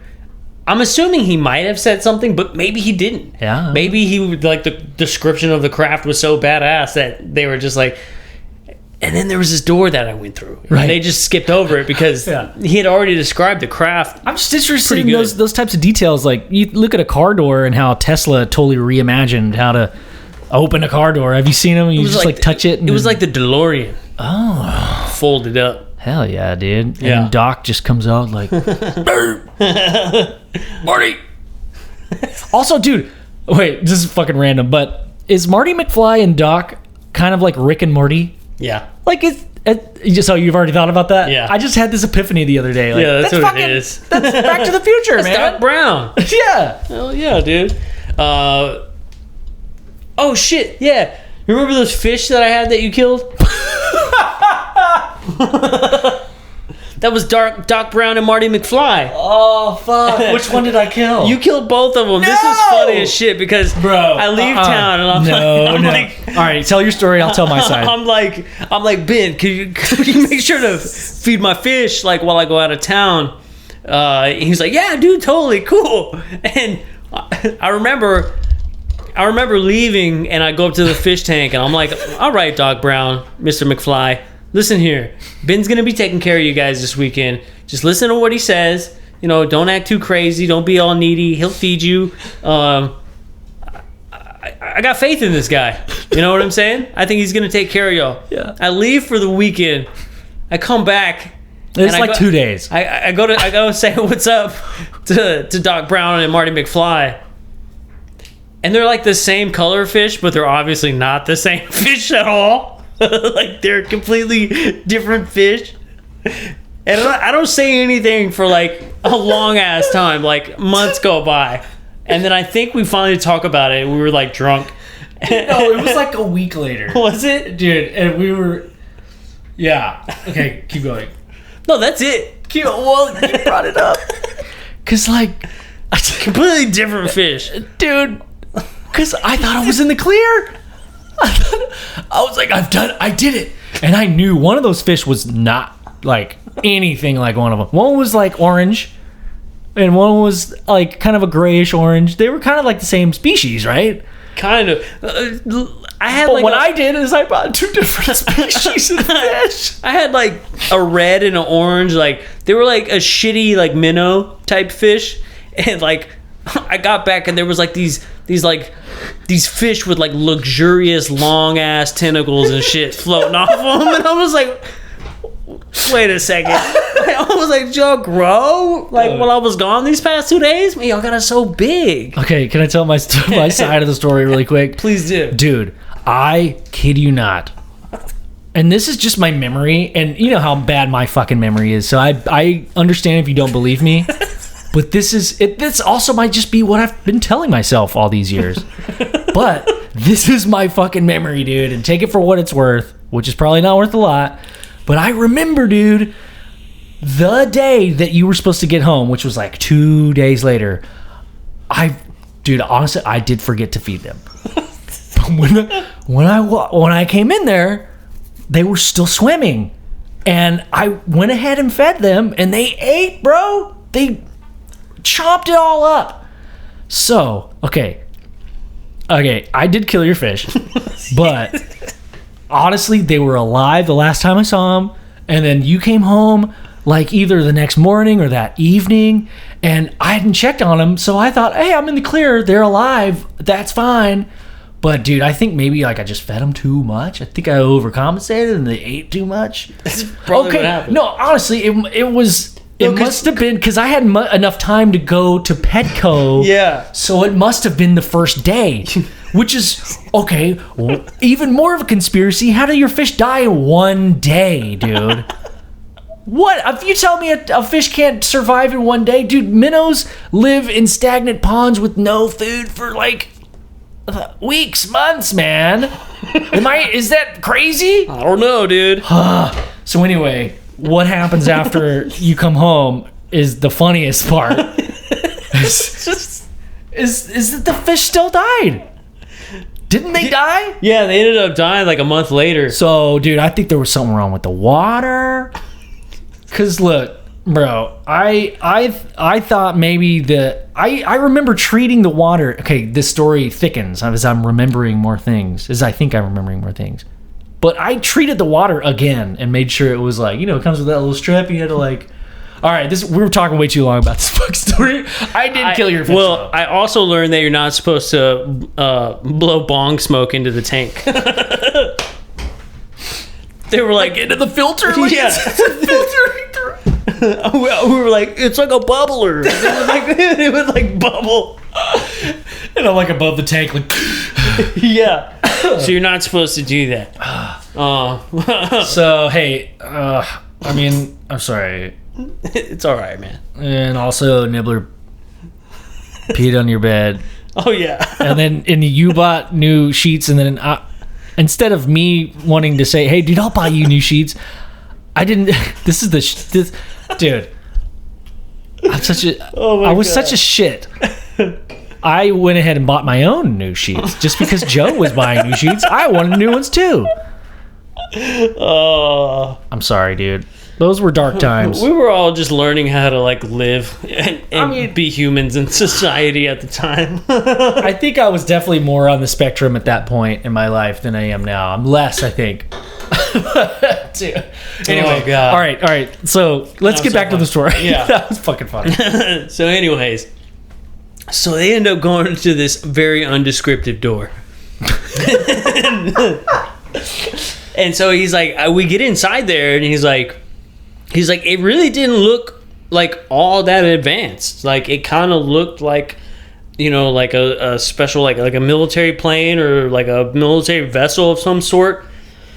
Yeah, like there's screens and buttons. Yeah, he was like, I wasn't sure if I was going to have the equipment to do the job that I needed to do. And he was like, but I went in there, sure enough, man, like I had all the hookups and the connections and stuff. And so I go in there and I start looking up the computers, and this screen turns on. And he's like, I could identify like 9 different languages at the time. And he was like, there was this language that popped up, and I couldn't recognize any of the characters. So it was like really strange to me. And so he has this manual that they can look through, like a field manual. And so he's like, I'm looking through the field manual to try and find, maybe this language or like something that I can do about it or like be able to read it. And he says, and at that time I'm looking through the manual, and this scientist comes over to me and he puts his hand on my shoulder, and it was really kind of a stern, hand to the shoulder. And he says, Hey. He says, you're not going to find it in that manual. And like the guy was thinking to himself, well, you're a civilian. Like, how would you know? Like, how would you know what's in my manual? And so he keeps looking, and then he's like, the dude squeezes his shoulder a little bit, and he looks up at him again. And the scientist says, you're not going to find it in that manual. Let's, finish your job and let's get the fuck out of here. And he was like, which was really weird because the dude was like real professional. Like, he never cussed or anything. So like when he said, let's get the fuck out of here, like it kind of freaked me out a little bit, because then I knew like this wasn't a time for I keep forgetting you're telling it in first person. It's like, wait. You were there. So he's like, it really freaked me out, and it wasn't a time for jokes, and this guy just wasn't that kind of person anyways. And he was like, I didn't know what it was at all. But come to find out, this Enochian language, right? He said the scientist said it's Enochian. He said it was Enochian. Yeah. Well, apparently the scientist said it was Enochian. And then so he was asking, and then they clarified, and he was like, wait, do you mean Enochian? So it could be pronounced Enochian, but Enochian. Enochian. Yeah. Enochian. Yeah. So yeah. From the book of Enoch. Yeah, dude. in the Babel? So yeah, dude. So this language, right? Enochian language is like this ancient language of the angels, supposedly. Yeah. Yeah. And it was discovered, or not discovered, but like trying to decipher what it meant is these two dudes, John Dee and Edward Kelly, in one of them was born in 1581, but so like in the 1600s, long ass time ago. So so this language decoded by this old ass dude. Yeah, they were like into the occult. Yeah. Yeah, man. Which even, dude, that like my conspiracy tinglers are tingling. Oh yeah, the connection between the occult and aliens? interdimensional or alien beings and like the Thule Society. Yep. Woo! Yep. Boy, there's something there. Where there's smoke, there's man. fire. And I do smell smoke now. Absolutely, man. I couldn't agree more, man. But yeah, so these guys, they supposedly like decoded the Enochian language and they wrote it down, and there's like a little cipher and you can use it. And, I mean, this esoteric stuff, man, they were doing spells and they claimed that they were able to like call the angels and talk to the angels and stuff like that. And then it became blasphemy because if you were like a regular person, you weren't special enough to be able to talk to angels and God. So the church kind of flipped it and was like, oh, they must be talking to demons, not angels. Yeah. Because no regular person is holier than, the priest or the pope. There's no way they're talking to angels. It must be demons. The Pope has a big hat. Yeah. He's the only one that can talk to God. big hat, talk God. It says in the Bible, he who has big hat may talk to God only. Also, this is random, but in the Bible, the only angels that are spoken of by name are there's only three. The archangels? Yeah, the archangels. Yeah. It's like Gabriel, Michael, and then Lucifer. Right. Which is kind of weird. They do speak of like other angels that like worship God, but they don't like talk about them by name. Yeah. Which is, it's like three main dudes. And Raphael was another archangel. Oh, okay. And then Metatron. And Metatron was the scribe that spoke the language that wrote down the prophecy, right? He's a prophet. Yeah, so like God spoke what he wanted in the universe, and then Metatron wrote all that shit down and was like, yes, sir. Yes, sir. Uh-huh. Yeah, trees. Oh, it's good. It's good shit. Good shit, God. Shit. Fuck, you're smart. Wait, hold on. Wait, go back up. You said there's a beaver with a duck face? I like it. And it's really cute. And it lays eggs, and it's a mammal. Call it a platypus. That's funny. I like what you did there. Wait, you're gonna call this Uranus? Sweet. Fucking butts. We're gonna make a couple of butts these. Butts are tight. So and then Metatron puts things. Metatron is also supposed to be the only archangel that can take the throne when God steps off. But Metatron was like lashed like 60 times by God in front of all the angels to show who is the superior one at all times. So he had to go through that, but now when God steps down, he has to go to the bathroom or something. Metatron fucking sits up there. He's like, all right, for the next 15 minutes while God takes his shit, I'm in charge. Who wants to play Simon Says? Jump. Michael, get the fuck out of here. Simon didn't say. Yeah, dude. So, anyway. No, that's how Lucifer got cast down. Yeah. They were playing musical chairs, man. Red Rover, let Lucifer come over. He's such a bitch. Hold on really tight. Lucifer was like, I don't like you guys. Oh, you guys suck. You're always pig on me. You guys. Oh, God. I'm going down here. Tell my. Oh, we're gonna get fucking haunted tonight. Fuck fuck. Dude, we just opened up a fucking portal that we can't close. God damn it. I mean, gosh darn it. Gosh darn it. You're fucking up, dude. Anyways, Enochian language. So he ends up seeing this shit on there, and he's like, "What the hell?" And so the scientist is like, "Dude, it's Enochian. You wouldn't know anything about this. You're dumb. Get this shit. Let's get out of here." Right? So he's like, "Okay." So I ended up like getting all these computers wiped. I get all the data that I need to collect, and then they put what is it? Thermite. Or what's that shit that they Thermite. It's like putty. Yeah, the stuff that they say that they put in 9/11, like in the towers, that stuff. I think that's thermite. Yeah, so like there's like these little strips, and they put it on the panels, and then they just lit them up, so it would just completely destroy everything. What? And so they were like, "Well, that's crazy." All right, so he ends up collecting all this data, and they get back together, and they're like, "All right, well, let's fucking move out." As we're getting ready to move out, one of the scientists like sets off like this little mini EMP, and it wipes everything out. And so they don't have any like contact with the ship. They went silent, so nobody can hear them, talking back and forth. They can kind of like signal back and forth with what are they called? FLIR lasers.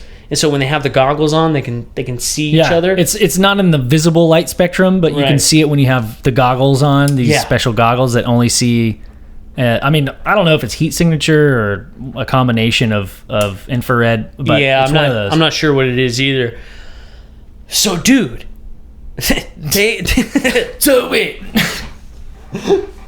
So he's like, we finally gather up.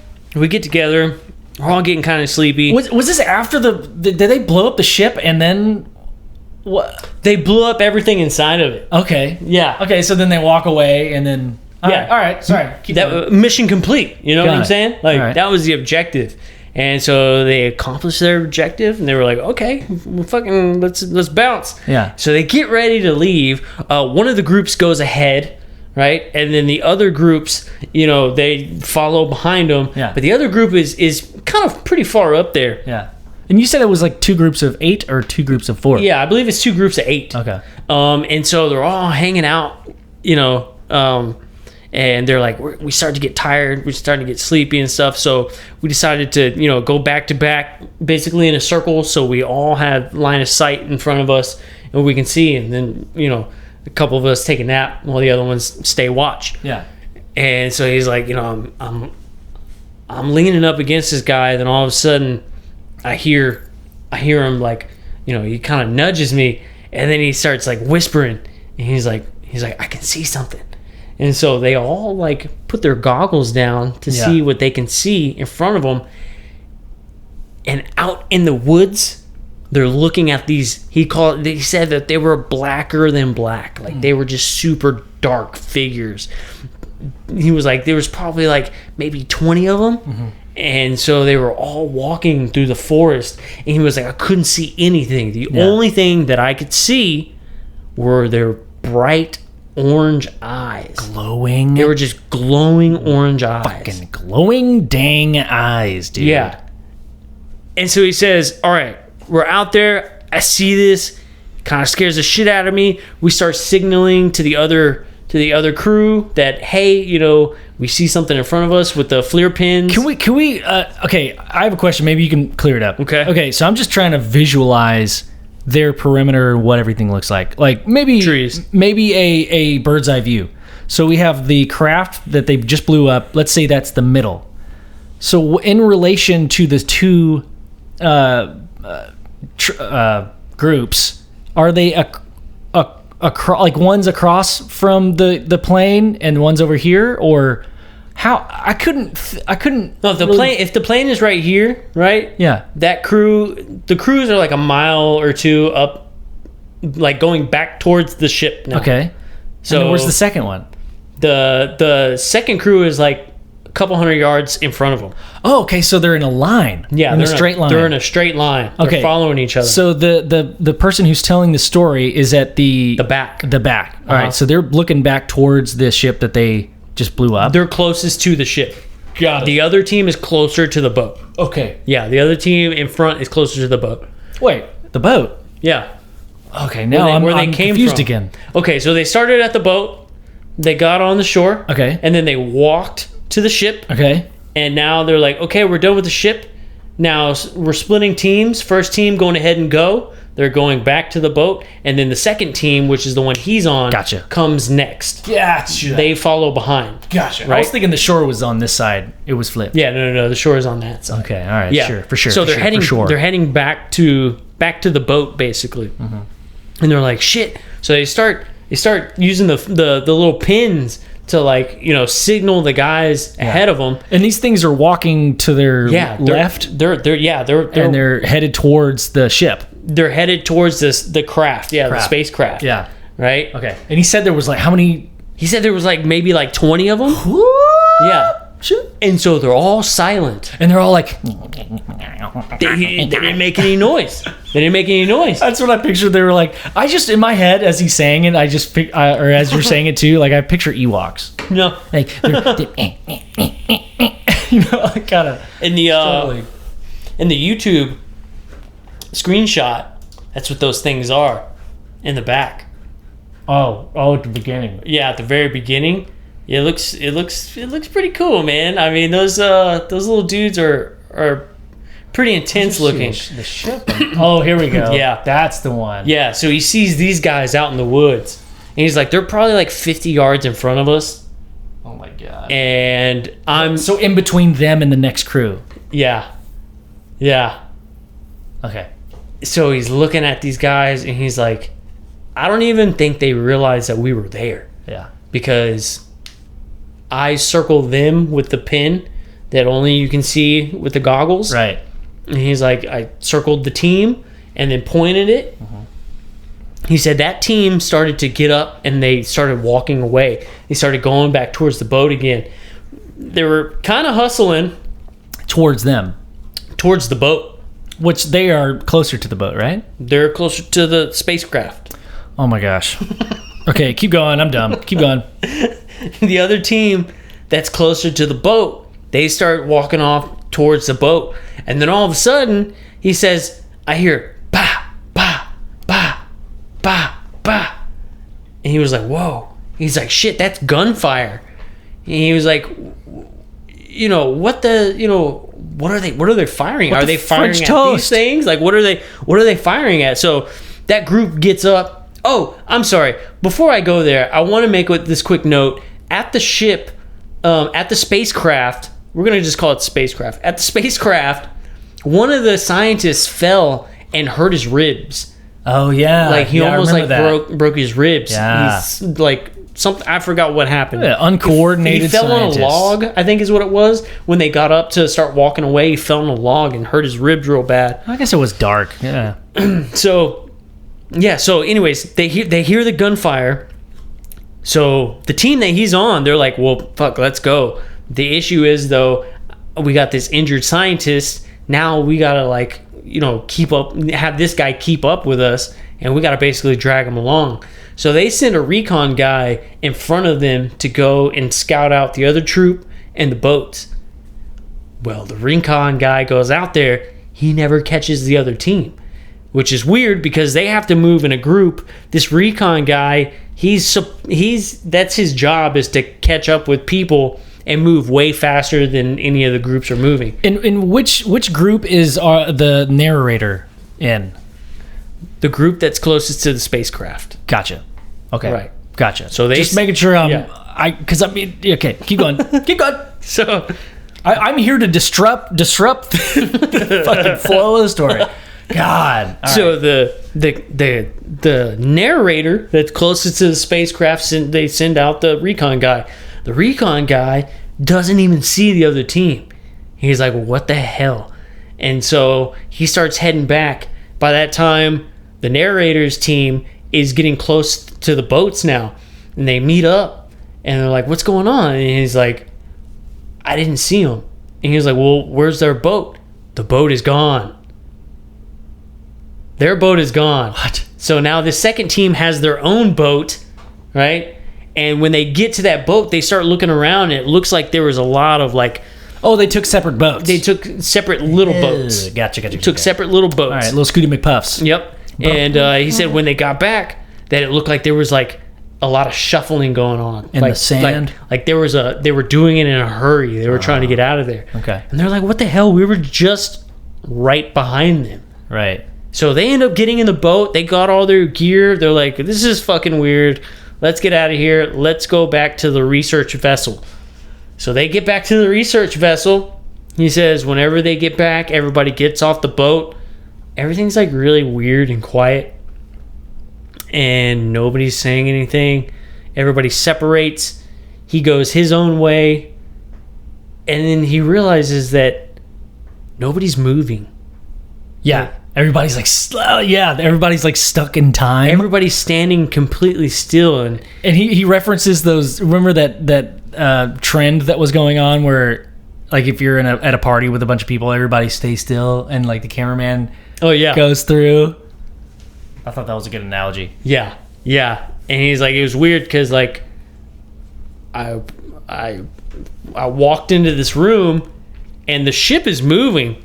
Like at this point, there's a storm that's rolling in, and that's why we went when we went, because we had to get back before the storm came. Yeah. At this point, there's a storm coming in, so the ship is rocking, and like people are like glued to the ground, like standing straight up.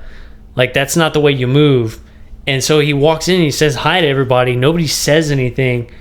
And at the time, he really was like not thinking about it. He was like, maybe everybody's just busy or something. So, you know, he ends up going to his room, and he sees on the board where the general guy, Generalissimo. he says he has written on the board, basically like, let's come in for a meeting tomorrow morning. So he's like, all right, cool. We'll have a debrief meeting tomorrow morning. Okay.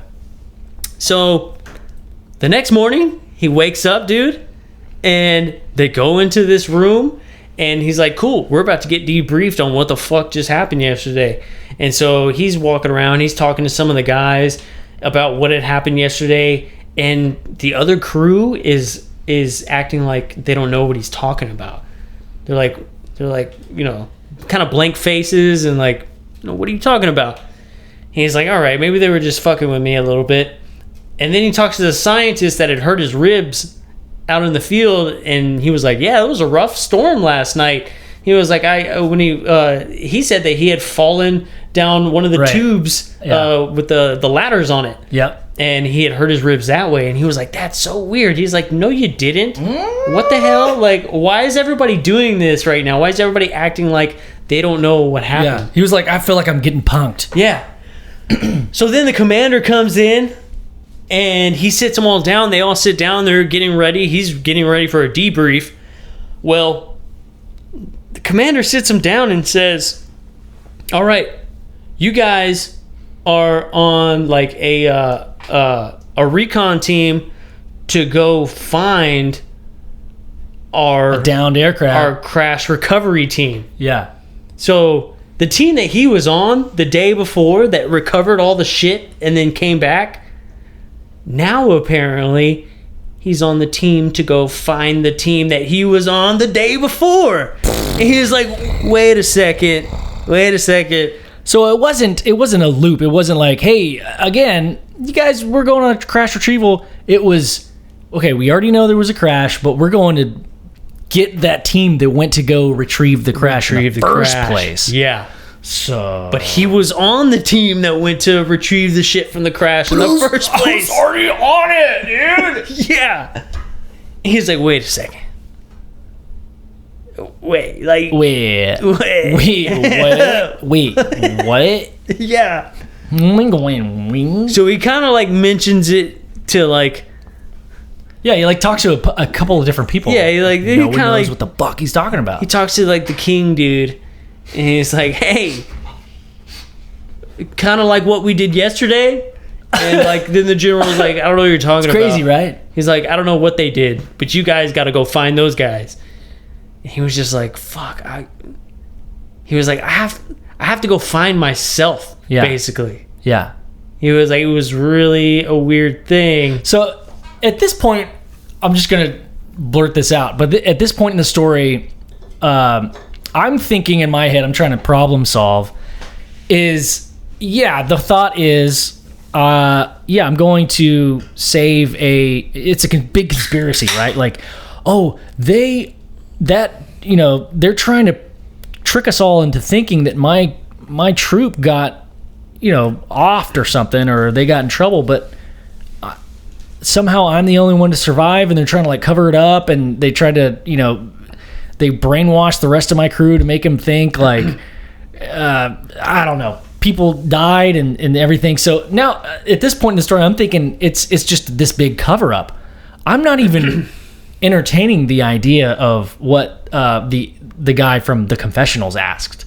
Yeah, which is like the best question possible, right? Is that it has something to do with, which, I mean, when I listen back to it, it makes so much sense. Like, it has something to do with time travel. Yeah. I don't know. Anyway, I had to blurt that out because I remember that was where my head was. It's the cover up, Well, this is where we can start to kind of speculate, right? Because they talk about that time loop and like why it could have possibly happened. Yeah. And maybe with the first team leaving before them and they're still in the ship. Yeah. Maybe time was different in that ship than it was when the first team left. Because if it was still on, as you said, the panels looked like they were working. Ooh. Did they say that in that podcast, or is that... I don't think they said that in the podcast, but that's kind of what I was thinking.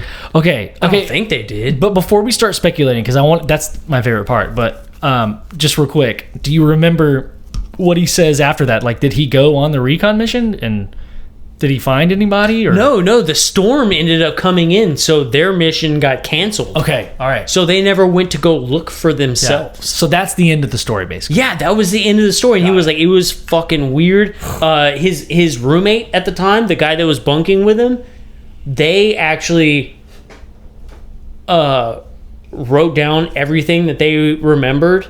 He was like, dude, can we talk about what happened? And he was like, yeah, absolutely. And they were like, actually, before we talk about it, write down what you remember, and I'll write down what I remember. Oh, shit. And then we'll go over each other's notes, and then we'll talk about it. Oh. And he was like, yeah, that's fine. And him and his buddy remember almost the exact same thing. Really? And like another guy on his team remembers the exact same thing. Okay, so he wasn't the only one. He wasn't the only one. I couldn't remember. There was a couple people. Yeah, there was a couple people who remembered the incident.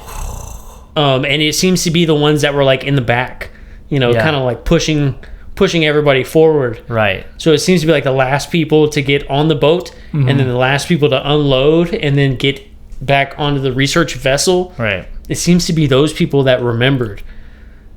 Which is I mean, yeah, dude, I mean that's friggin' crazy. And then he was like, I don't even know what happened. Like, I don't even know if they went to go look for those people after the storm or what happened. Like, we just got sent back to base, and that was it. Did my other couple years, and then I got out. I didn't ask questions. He was like, because I felt like the further I dug, the further like I would be doing weird shit, and I just wanted to finish my time and get out. Yeah, I remember that aspect of him being kind of like, I'm not fucking with this ever again. Yeah. Yeah, man.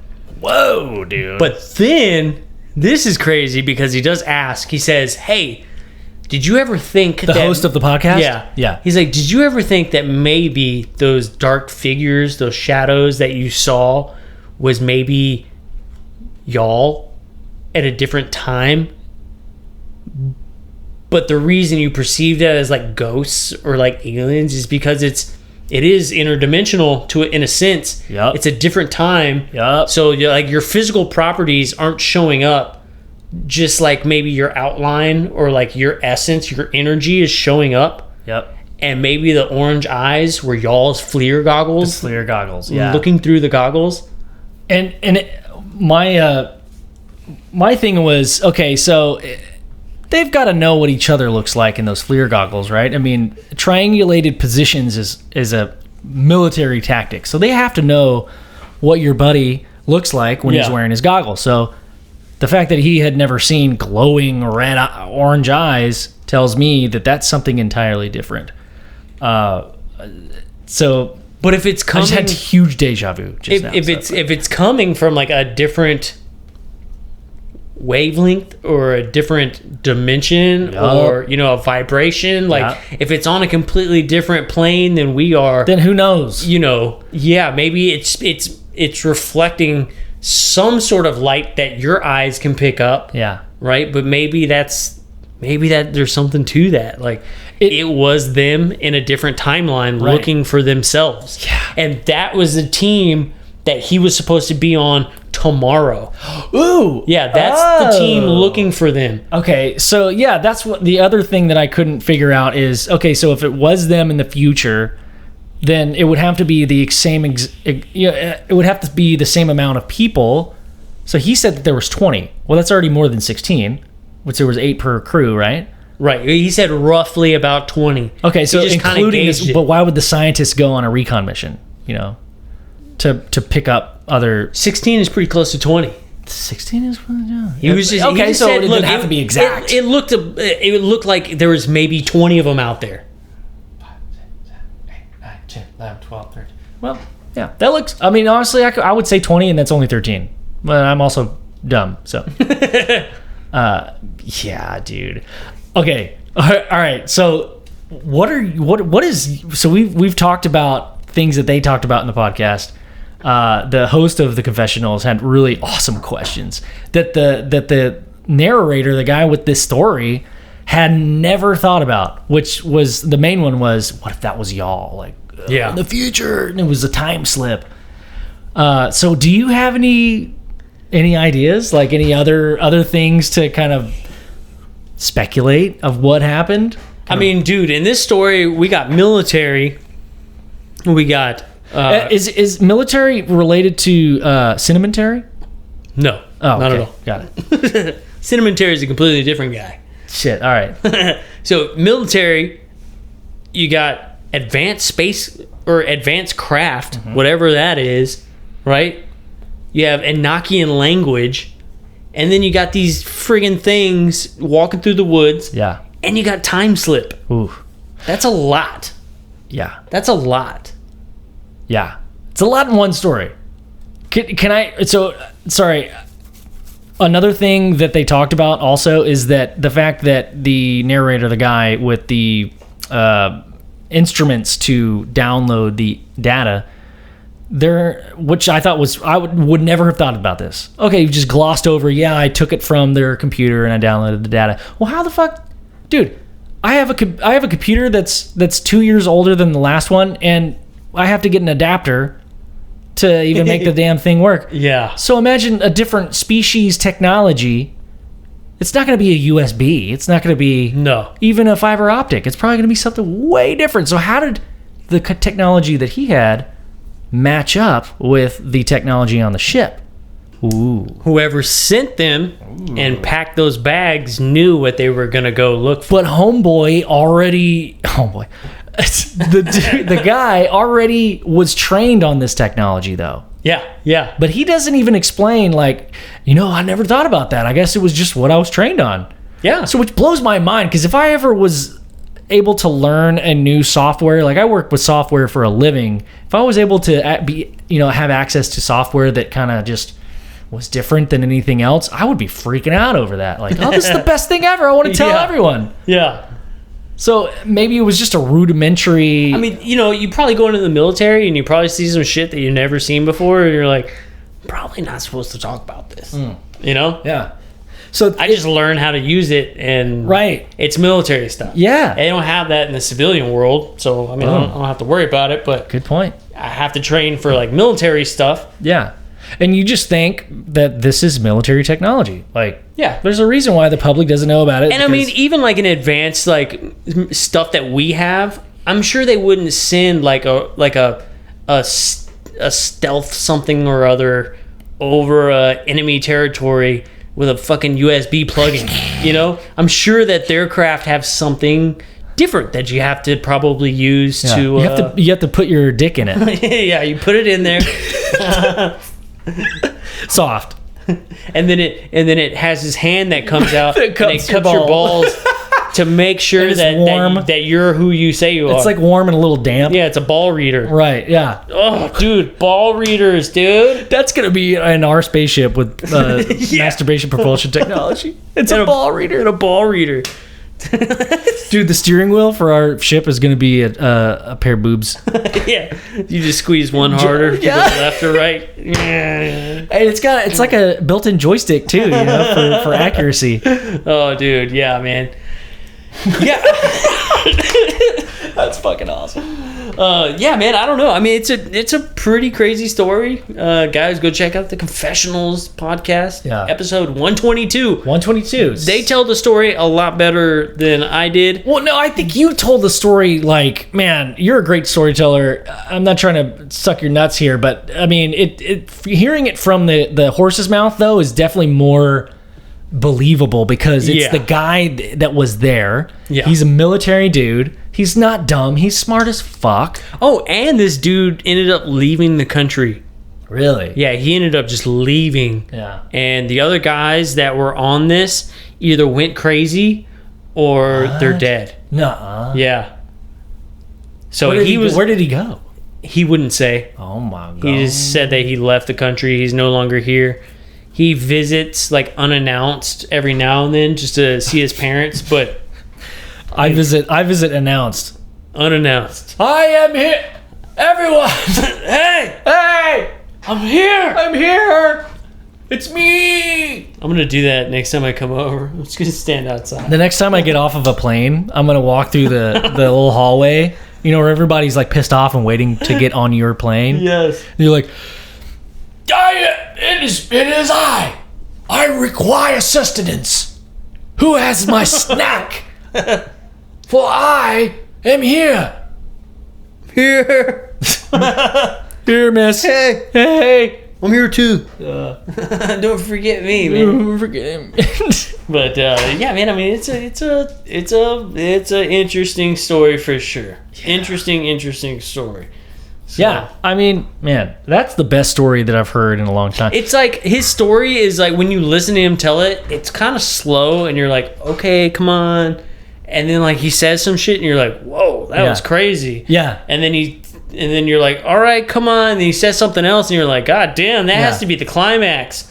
And then he says something else, and you're like, holy shit, I cannot believe you're saying this right now. Yeah. When you texted it to me and told me like, hey, just make it through. As soon as it feels like it's getting boring, it's gonna fucking ramp up, and it's gonna get even crazier than the last time it happened. Which we were spot on, because dude, yeah, if you listen to the whole thing, I mean, the thing's like a 2.5 hours long, but bro, it just gets crazier and crazier. Yeah, you're dealing with, like, as you said, like time slips.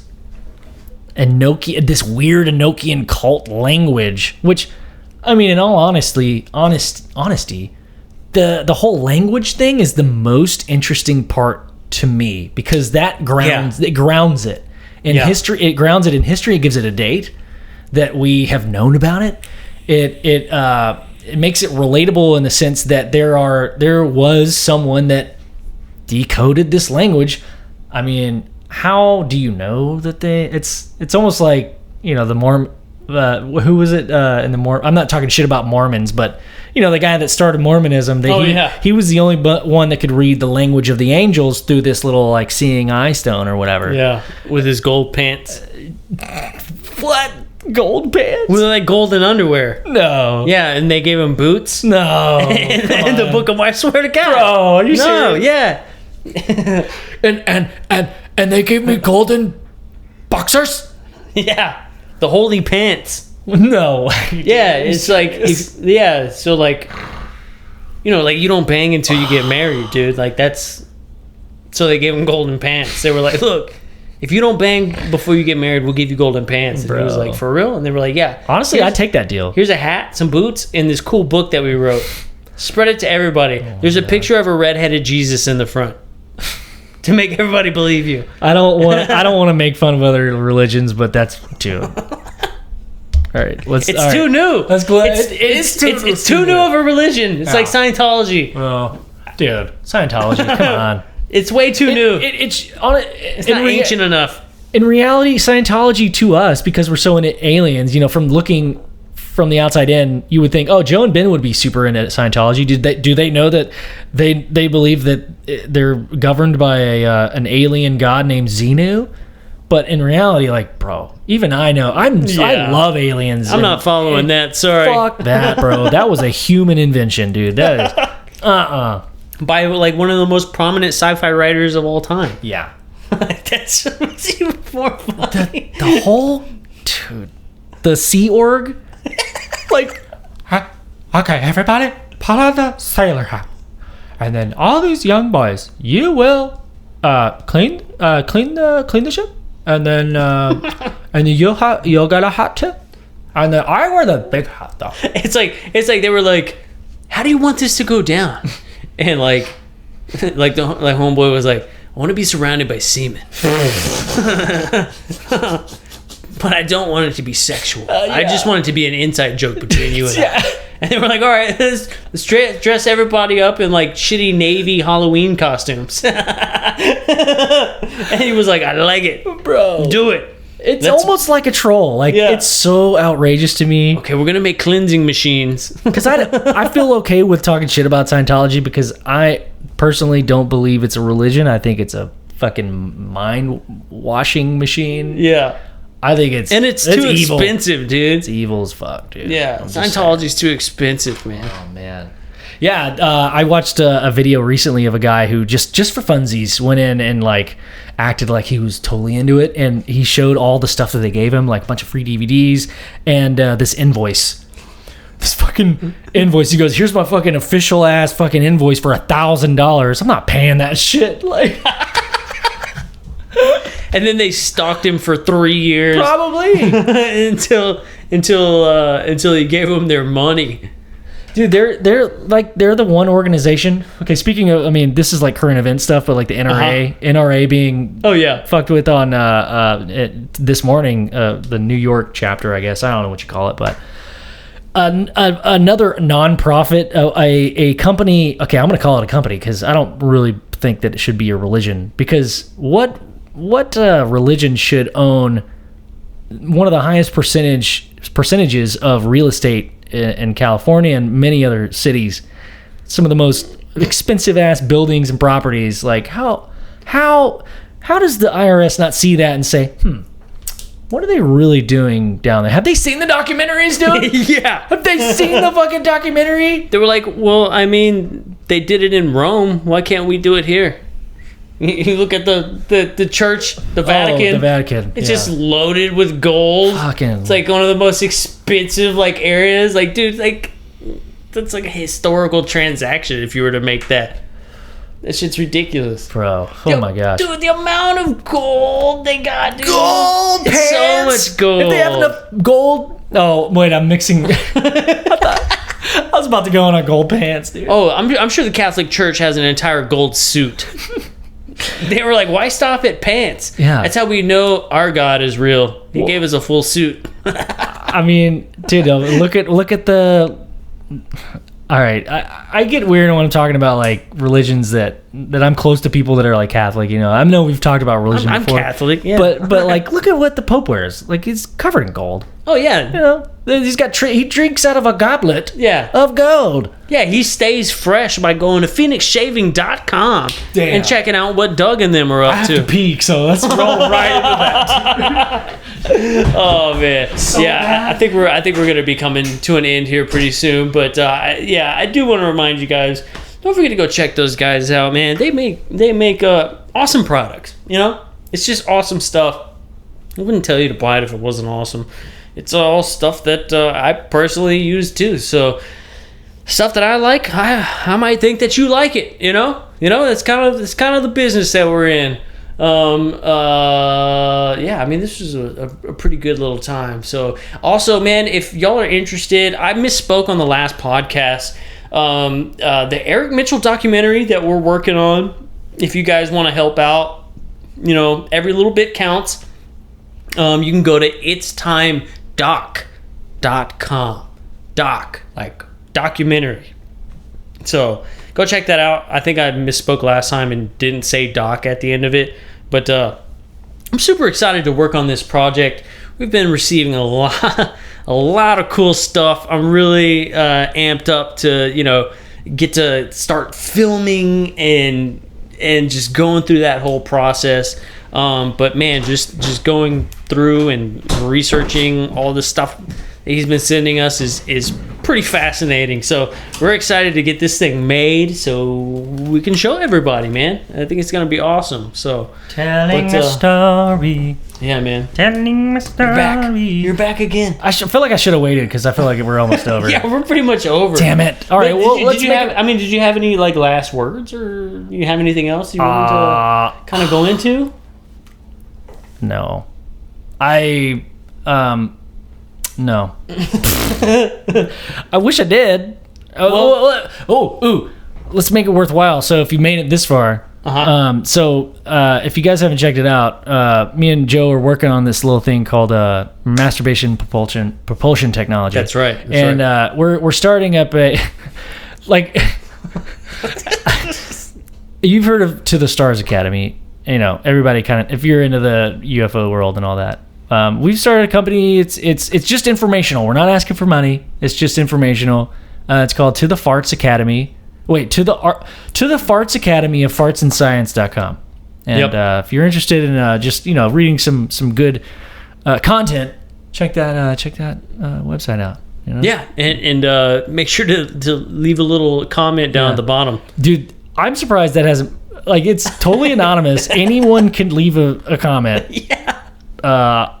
It could be pretty dangerous. People could just fucking post whatever they want. That's fine. That's what it's for. That's the whole point. Oh my god. Oh man. And if you want, feel free to share it to the Stars Academy on Facebook. I'm sure they'll get a huge kick out of that. So. I think they would laugh at it. I think they would laugh at it too. Yeah. I mean, we're not taking personal jabs. We're literally, it's for fun. It's all fun and games, man. You guys have all the secrets. We don't. Yeah, we have all the poots. We have all the poots. Yeah, dude. Well, yeah, man. So I just want to tell everybody out there, be careful. Watch out for things like piranhas, Republicans, Democrats, sticker burrs, and mosquitoes. And that's it for me, man. Anything out of you? I'm good, man. All right. And that was another episode of UFO Garage. Talk to you next time. Peace.